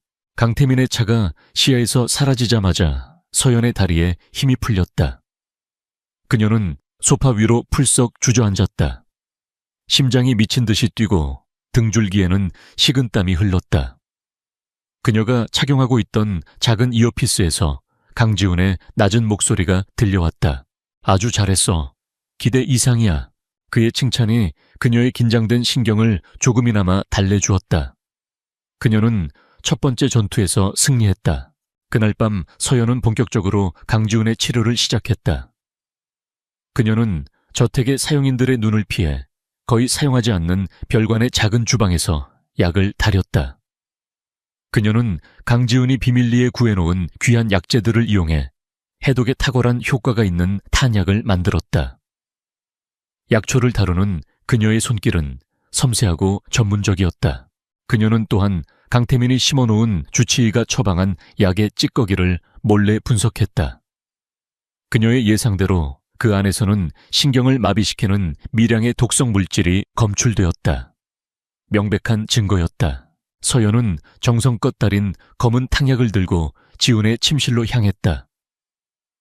그는 여전히 의식이 없는 환자인 척 침대에 누워 있었다. 서연이 조심스럽게 그의 고개를 받치고 숟가락으로 약을 떠먹여 주었다. 따뜻한 약 기운이 그의 몸속으로 퍼져나갔다. 두 사람은 말없이 서로를 바라보았다. 더 이상 계약으로 맺어진 고용주와 피고용인이 아니었다. 그들은 이제 거대한 적에 맞서 싸우는 동지이자 조용한 전쟁을 함께 치르는 전우였다. 첫 번째 전투는 끝났다. 하지만 진짜 전쟁은 이제부터 시작이었다. 강태민과의 첫 대면 이후 강지훈의 저택에는 기묘한 평화가 찾아왔다. 겉으로 보기에 모든 것은 변함이 없었다. 강지훈은 여전히 침대 위에서 의식 없이 누워있는 식물인간 환자였고, 한서연은 슬픔에 잠겨 남편의 곁을 지키는 비련의 여주인공이었다. 저택의 사용인들은 그림자처럼 움직이며 자신들의 일을 할 뿐 감히 주인의 사생활에 끼어들지 않았다. 하지만 그 고요한 수면 아래에서는 치열한 전쟁이 은밀하게 벌어지고 있었다. 서연과 지훈의 하루는 완벽하게 짜인 각본처럼 움직였다. 낮 동안 서연은 지훈의 병실을 지켰다. 그녀는 물수건으로 그의 얼굴과 팔다리를 정성껏 닦아주고 책을 읽어주거나 조용한 클래식 음악을 틀어놓았다. 강태민이 보낸 감시의 눈길을 의식한 행동이었다. 그녀는 자신의 모든 행동이 누군가에게 보고되고 있음을 알고 있었다. 그녀의 헌신적인 모습은 강태민에게 한서연은 그저 순진하고 어리석은 여자일 뿐이라는 확신을 심어주기에 충분했다. 하지만 밤이 되면 저택은 두 사람만의 비밀스러운 작전기지로 변했다. 서연은 매일 밤 별관의 작은 주방에서 약을 다렸다. 그녀는 한의사로서의 모든 지식과 경험을 총동원했다. 그녀는 단순히 해독에 좋은 약재들을 섞는 것이 아니라 지훈의 체질과 현재 몸 상태, 그리고 독의 특성을 고려하여 매일 미세하게 처방을 달리했다. 약재를 다루는 그녀의 손길은 예술가의 그것처럼 섬세하고 정교했다. 그녀는 약의 효능을 극대화하기 위해 다리는 시간과 불의 세기까지 정확하게 조절했다. 지훈은 그녀가 가져온 쓴 탕약을 단 한 방울도 남기지 않고 마셨다. 약효는 놀라웠다. 며칠이 지나자 그의 몸에 기력이 돌아오기 시작했다. 마비되었던 감각이 서서히 깨어났고 혼미했던 정신은 점점 더 명료해졌다. 그는 이제 다른 사람의 부축 없이도 침대에서 일어나 앉을 수 있게 되었다. 그들의 밤은 약을 먹는 것으로 끝나지 않았다. 그것은 본격적인 작전회의의 시작이었다. 지훈은 침대에 기대앉아 서연은 그의 옆 작은 의자에 앉아 밤늦도록 이야기를 나누었다. 강태민은 성급한 놈이야. 내가 예상보다 오래 버티자 초조해지기 시작했어. 지훈은 서연이 건네준 태블릿 PC를 보며 말했다. 그의 충신 김비서가 비밀리에 보내온 유진그룹의 내부 보고서였다. 보고서에는 강태민이 무리하게 신규 사업을 추진하고 자신의 측근들을 주요 요직에 앉히는 등 권력을 남용하고 있는 정황이 고스란히 담겨 있었다. 그는 내가 가진 지분을 탐내고 있어. 하지만 내가 살아있는 한, 그리고 당신이라는 법적 배우자가 있는 한, 그는 함부로 움직일 수 없지. 그래서 그는 이 사회를 장악해서 나를 회장직에서 강제로 끌어내리려 할 거야. 명분은 장기간의 의식불명으로 인한 경영 능력 상실이 되겠지. 서연은 그의 말에 집중하며 고개를 끄덕였다. 그녀는 더 이상 재벌가의 암투에 겁먹은 외부인이 아니었다. 매일 밤 이어지는 대화를 통해 그녀는 복잡한 기업 경영과 지분 구조에 대해 빠르게 학습하고 있었다. 우리가 해야 할 일은 두 가지요. 지훈이 말을 이었다. 첫째, 강태민이 독을 사용했다는 결정적인 증거를 찾는 것. 둘째, 그가 회사를 어떻게 망가뜨리고 있는지에 대한 증거를 모으는 것. 이 두 가지가 모였을 때 우리는 단 한 번의 기회를 갖게 될 거요. 서연의 역할은 첫 번째 임무에 집중되어 있었다. 그녀는 지훈의 혈액 샘플을 채취해 자신이 아는 한의학 지식을 총동원하여 독의 성분을 분석했다. 그것은 현대의학의 검사로는 쉽게 검출되지 않는 여러 가지 식물성 독을 교묘하게 배합한 것이었다. 서연은 그 독의 기원을 추적하기 시작했다. 그녀는 국내의 희귀 약재 시장과 유통 경로를 역으로 추적하며 이 독을 제조할 수 있는 인물이나 집단의 범위를 좁혀나갔다. 두 사람은 함께 있는 시간이 길어지면서 서로에 대해 더 깊이 알아가기 시작했다. 서연은 지훈이 단순히 냉철한 사업가가 아니라 따뜻한 마음과 강한 책임감을 가진 사람이라는 것을 알게 되었다. 그는 병상에 누워서도 회사의 미래와 직원들의 안위를 걱정했다. 지훈 역시 서연의 새로운 모습을 발견했다. 그녀는 연약해 보이는 외모와 달리 강인한 정신력과 뛰어난 지성을 가진 여자였다. 그녀의 침착함과 명석한 분석력은 그에게 큰 힘이 되었다. 그리고 무엇보다 그는 그녀의 순수한 열정과 헌신의 마음이 움직였다. 그녀는 계약 관계를 넘어 진심으로 그의 회복을 돕고 있었다. 어느 날 밤 서연은 약을 다리다가 실수로 손을 대었다. 작은 화상이었지만 지훈은 자신의 일처럼 걱정하며 그녀에게 다가왔다. 그는 서툰 솜씨로 찬물에 적신 수건을 가져와 그녀의 손을 감싸주었다. 미안하오. 나 때문에 당신까지 위험한 일에 휘말리게 해서. 그의 진심 어린 사과에 서연은 고개를 저었다. 아니에요. 이건 저의 선택이기도 해요. 불의를 보고도 외면할 수는 없으니까요. 그 순간 두 사람 사이에 미묘한 감정의 기류가 흘렀다. 그것은 동지애나 연민과는 다른 좀 더 따뜻하고 부드러운 감정이었다. 그들은 서로의 눈을 바라보며 잠시 말을 잃었다. 계약으로 시작된 관계였지만 이제 그들의 마음속에는 서로에 대한 신뢰와 존중, 그리고 그 이상의 감정이 싹트고 있었다. 한편 강태민은 점점 더 초조해졌다. 강지훈은 죽을 기미를 보이지 않았고 한서연이라는 여자는 그의 예상과 달리 돈으로 매수되지도 협박에 굴복하지도 않았다. 오히려 그녀의 존재는 강지훈의 법적 권리를 더욱 공고히 해주는 방패가 되고 있었다. 그는 더 이상 기다릴 수 없었다. 그는 이사들을 포섭하고 언론에 강지훈의 건강 상태에 대한 부정적인 정보를 흘리기 시작했다. 유진그룹의 주가가 불안정하게 흔들렸다. 그는 이 혼란을 틈타 임시 주주총회를 소집하여 강지훈의 회장직 해임안을 통과시킬 계획을 세웠다. 그의 모든 움직임은 실시간으로 지훈과 서연에게 보고되었다. 올 것이 왔군. 지훈이 차갑게 말했다. 강태민이 스스로 무덤을 파고 있어.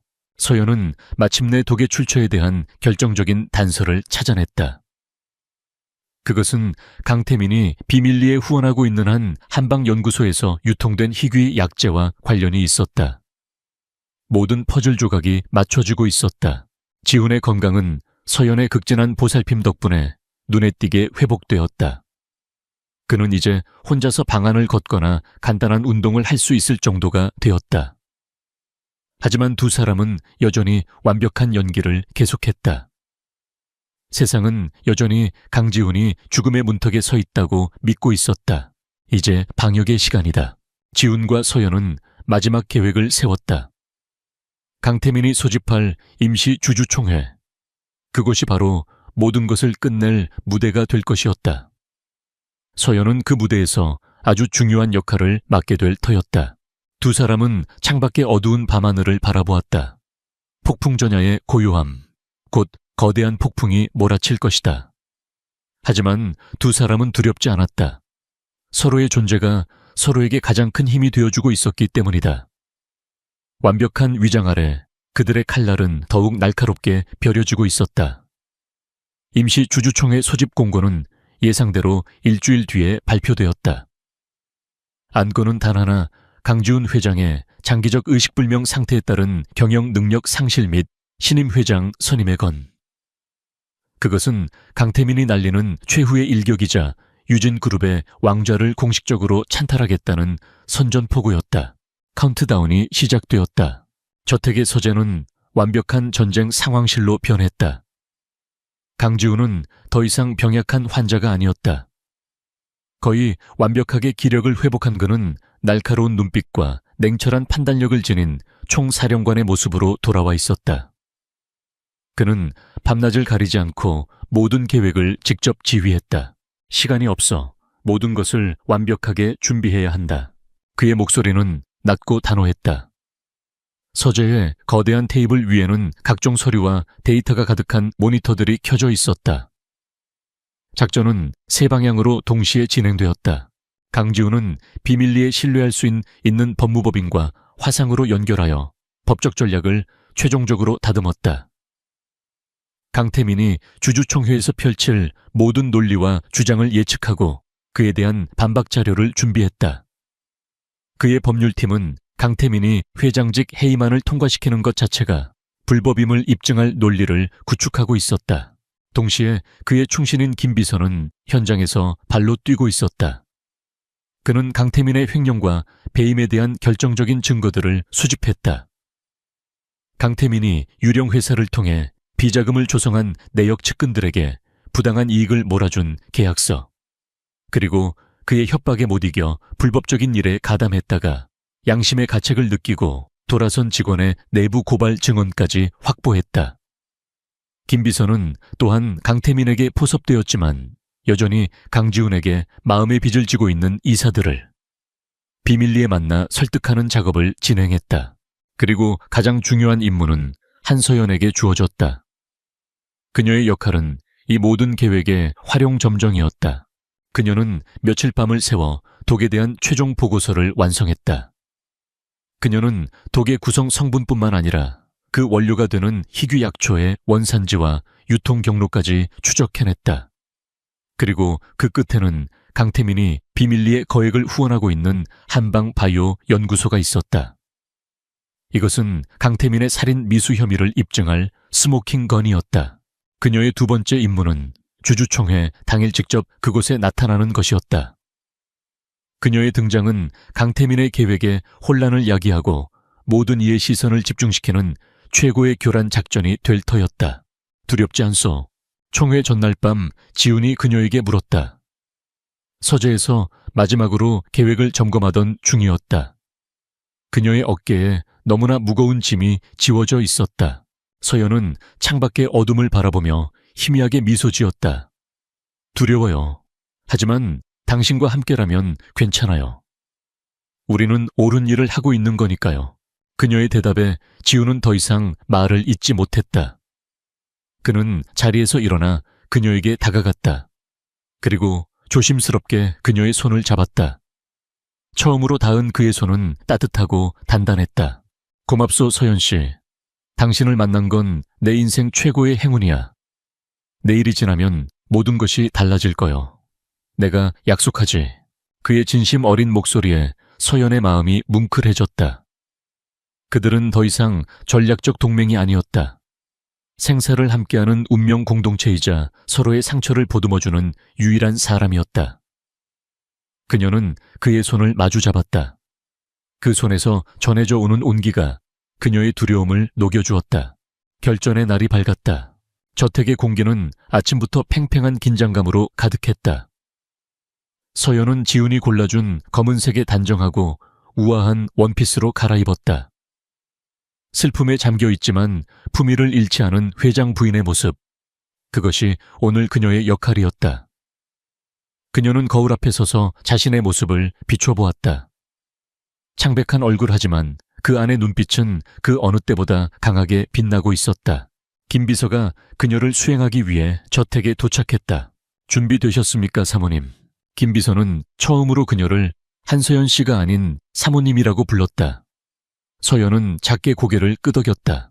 그녀가 차에 오르는 모습을 지훈은 2층의 창문에서 조용히 내려다보고 있었다.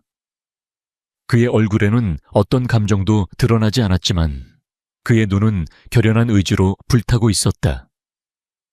서연을 태운 차가 저택을 빠져나가자 그는 몸을 돌려 방 한쪽에 숨겨진 벽장을 열었다. 그 안에는 그를 위해 완벽하게 재단된 짙은 네이비색의 최고급 슈트가 걸려 있었다. 왕의 귀환을 위한 갑옷이었다. 같은 시각 유진그룹 본사 최상층에 위치한 대회의실, 주주이사진 그리고 재계 기자들로 가득 찬 회의실은 숨막히는 긴장감이 감돌았다. 강태민은 회의 테이블 상석에 앉아 있었다. 그의 얼굴에는 자신감과 여유가 넘쳤다. 그는 모든 것을 손에 넣었다고 확신하고 있었다. 그는 부드럽고 설득력 있는 목소리로 연설을 시작했다. 그는 사촌인 강지훈의 비극적인 상황에 대해 깊은 유감을 표하며 그룹의 안정을 위해 결단이 필요한 시점이라고 역설했다. 그는 자신을 위기에 처한 유진그룹을 구할 비상한 각오를 다진 구원자로 포장했다. 연설은 매우 성공적이었다. 동정표와 지지 발언이 이어졌다. 그럼 강지훈 회장의 회장직 해임안에 대한 표결을 시작하겠습니다. 강태민이 의사봉을 들며 승리의 미소를 짓는 순간이었다. 꽝! 모두의 예상을 깨고 굳게 닫혀있던 대회의실의 육중한 문이 양쪽으로 활짝 열렸다. 회의실에 있던 모든 사람들의 시선이 일제히 문 쪽으로 향했다. 기자들의 카메라 플래시가 쉴 새 없이 터졌다. 문 앞에는 한서연이 서 있었다. 창백한 얼굴 슬픔을 머금은 듯한 표정. 하지만 그녀의 두 눈은 슬픔이 아닌 분노와 결의로 활활 타오르고 있었다. 회의실 안에는 완전한 침묵이 흘렀다. 사람들은 숨쉬는 것조차 잊은 채 예고 없이 등장한 비운의 회장 부인을 바라볼 뿐이었다. 테이블 상석에 앉아있던 강태민의 얼굴에서 미소가 그대로 얼어붙었다. 그의 동공과 불안하게 흔들리기 시작했다. 덫은 놓아졌다. 그리고 사냥감은 그 덫의 정중앙에 완벽하게 걸려들었다. 이제 사냥을 시작할 시간이었다. 한소연의 등장은 고요한 호수 한가운데에 떨어진 거대한 바위와 같았다. 회의실 안에 모든 소음이 거짓말처럼 멎었다. 수십 명의 주주와 이사진 그리고 기자들은 숨 쉬는 것조차 잊은 채 문 앞에 서 있는 비운의 여인을 바라보았다. 그녀의 존재감은 연약했지만 그 안에 담긴 결의는 회의실 전체를 압도하고도 남았다. 가장 먼저 정신을 차린 것은 강태민이었다. 그의 얼굴에서 당황한 기색이 순식간에 사라지고 그 자리에는 계산된 동정심과 짜증이 뒤섞인 표정이 떠올랐다. 그는 자리에서 일어나 그녀에게 다가가며 최대한 부드러운 목소리로 말했다. 형수님, 여긴 어쩐 일이십니까? 몸도 성치 않으실 텐데 많이 놀라신 것 같습니다. 여긴 형수님께서 계실 곳이 아닙니다. 어서 집으로 돌아가 안정을 취하셔야죠. 그는 그녀를 정신적으로 불안정한 슬픔에 잠긴 미망인으로 취급하며 상황을 무마하려 했다.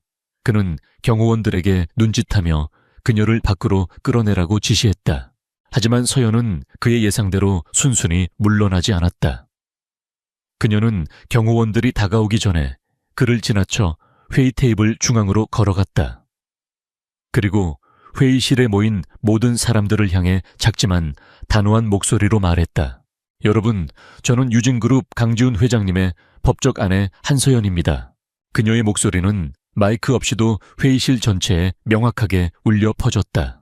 저는 오늘 이 자리가 얼마나 불법적이고 부도덕하게 소집되었는지를 여러분께 말씀드리기 위해 왔습니다. 무슨 말도 안 되는 소리를 강태민이 소리쳤다. 그의 얼굴이 분노로 붉게 달아올랐다. 저 여자가 지금 충격으로 헛소리를 하고 있어. 당장 끌어내. 그러나 서연은 흔들리지 않았다. 그녀는 품 안에서 서류철 하나를 꺼내 높이 들어 보였다. 제 남편 강지훈 회장님은 병으로 쓰러지신 게 아닙니다. 그는 독살당하고 있었습니다. 독살이라는 단어가 회의실을 강타했다. 장내가 술렁이기 시작했다. 기자들의 카메라 플래시가 미친 듯이 터져 나왔다. 이 서류는 제 남편의 몸에서 검출된 독의 성분 분석 보고서입니다. 현대의학으로는 검출하기 힘든 여러 식물성 신경독을 교묘하게 배합한 것입니다. 그리고 이 독의 출처는 바로 강태민 전무님이 비밀리에 거액을 후원하고 있는 한방바이오 연구소입니다. 강태민의 얼굴이 하얗게 질렸다. 거짓말이야. 저 여자가 날 모함하기 위해 꾸며낸 이야기라고. 그가 미친 듯이 소리치며 그녀에게 달려들려던 순간이었다. 구왕. 회의실의 문이 다시 한번 아까보다 훨씬 더 요란한 소리를 내며 활짝 열렸다. 이번에는 한 사람이 아니었다. 짙은 네이비색 슈트를 완벽하게 차려입은 한 남자와 그를 호위하는 변호인단. 그리고 김 비서가 위풍당당하게 회의실 안으로 들어섰다. 회의실의 모든 사람들은 자신의 눈을 의심했다. 그들의 눈앞에 서 있는 남자는 분명 몇 달 동안 식물인간 상태로 죽어가고 있다고 알려졌던 유진그룹의 회장 강지훈이었다. 그는 병상에 누워있던 창백하고 쇠약한 환자가 아니었다. 그의 걸음걸이는 힘이 넘쳤고 그의 눈빛은 왕의 그것처럼 날카롭고 위엄이 서려 있었다. 회의실은 완벽한 침묵에 휩싸였다. 시간마저 멈춘 듯 했다. 사람들은 유령이라도 본 것처럼 입을 벌린 채 기적처럼 돌아온 왕의 모습을 바라볼 뿐이었다. 강지훈은 그들의 시선을 받으며 망연자실하게 굳어버린 강태민의 옆을 지나 연단으로 천천히 걸어 올라갔다. 오랜만입니다, 주주 여러분. 그의 낮고 힘있는 목소리가 마이크를 통해 울려 퍼졌다. 그 한마디에 회의실의 모든 공기가 그의 것인 양 지배되었다. 제가 없는 동안 제 사촌인 강태민 전무가 회사를 아주 잘 관리하고 있었던 것 같군요. 심지어 저를 영원히 잠재우려는 노력까지 하면서 말입니다. 그는 서연이 들고 있던 서류를 건네받았다. 제 아내 한서연 씨의 말은 모두 사실입니다. 저는 강태민에 의해 서서히 독살당하고 있었습니다. 하지만 하늘이 도왔는지 제게는 제 아내라는 귀인이 나타나 저를 구해주었습니다. 그는 김 비서에게 눈짓했다. 김 비서는 회의실에 대형 스크린에 준비해온 영상 파일을 띄웠다. 화면에는 강태민의 비서실에서 일했던 한 직원이 나타나 눈물로 모든 사실을 고백하고 있었다. 강태민이 어떻게 강지훈의 음식에 독을 탔는지, 어떻게 주치의를 매수했는지, 그리고 어떻게 회사에 공금을 횡령했는지에 대한 구체적인 증언이 이어졌다. 이어서 스크린에는 강태민이 유령 회사를 통해 조성한 비자금 내역과 불법적인 내부 거래 계약서들이 차례로 나타났다. 그것은 김 비서와 법무팀이 밤을 새워 준비한 빼도 박도 못할 증거들이었다. 강태민의 얼굴에서 핏기가 완전히 가셨다. 그는 아니야, 전부 조작이야, 거짓말이야 라고 중얼거리며 뒷걸음질 쳤다. 그를 따르던 이사들은 재빨리 그에게서 등을 돌리며 거리를 두기 시작했다. 거대한 배가 침몰하기 직전 쥐들이 먼저 달아나는 모습과 같았다. 강태민, 강지훈이 그의 이름을 불렀다. 그의 목소리는 차가웠지만 그 안에는 깊은 연민이 담겨 있었다. 내 욕심이 너 자신을 삼킨 거다. 넌 회사를 경영할 자격도 내 가족이 될 자격도 없다. 강지훈의 말이 끝나는 순간 회의실 뒷문으로 경찰들이 들이닥쳤다. 그들은 망연자실하게 서 있는 강태민과 영상 속에서 그의 공범으로 지목된 몇몇 이사들에게 다가가 차가운 수갑을 채웠다. 이럴 순 없어, 놔, 이거 놔. 내가 유진의 주인이라고. 강태민은 마지막까지 발악했지만 그의 외침은 차가운 회의실 안에서 공허하게 울릴 뿐이었다. 그의 탐욕으로 쌓아올린 왕국은 한순간에 무너져 내렸다. 모든 상황이 정리되자 강지훈은 다시 연단에 서서 주주들을 향해 고개를 숙였다. 심려를 끼쳐드려 죄송합니다. 오늘부로 저는 유진그룹 회장직에 다시 복귀하겠습니다. 그리고 제 모든 것을 걸고 이번 사태를 수습하고 회사를 정상으로 되돌려 놓을 것을 약속드립니다. 그의 진심 어린 선언에 회의실에서는 우레와 같은 박수 소리가 터져 나왔다. 왕의 화려한 귀환이었다. 그 소란 속에서 강지훈의 시선은 오직 한 사람에게로 향했다. 회의실 한쪽에 조용히 서 있는 그의 아내 한서연. 그녀는 눈물을 흘리고 있었지만 그것은 슬픔의 눈물이 아닌 기쁨과 안도의 눈물이었다. 두 사람의 시선이 허공에서 마주쳤다. 말은 없었지만 그들의 눈빛은 수만 마디의 말을 대신하고 있었다. 감사, 신뢰, 그리고 깊은 애정. 길고 길었던 전쟁은 끝났다. 정의는 승리했고 모든 것은 제자리를 찾았다. 강지훈의 귀환과 강태민의 몰락은 대한민국 전체를 뒤흔든 거대한 사건이 되었다. 유진그룹 임시 주주총회에서 벌어진 드라마틱한 반전극은 연일 뉴스 헤드라인을 장식했다. 막대한 증거 앞에 강태민과 그의 공범들은 기나긴 법정 싸움을 피할 수 없게 되었다.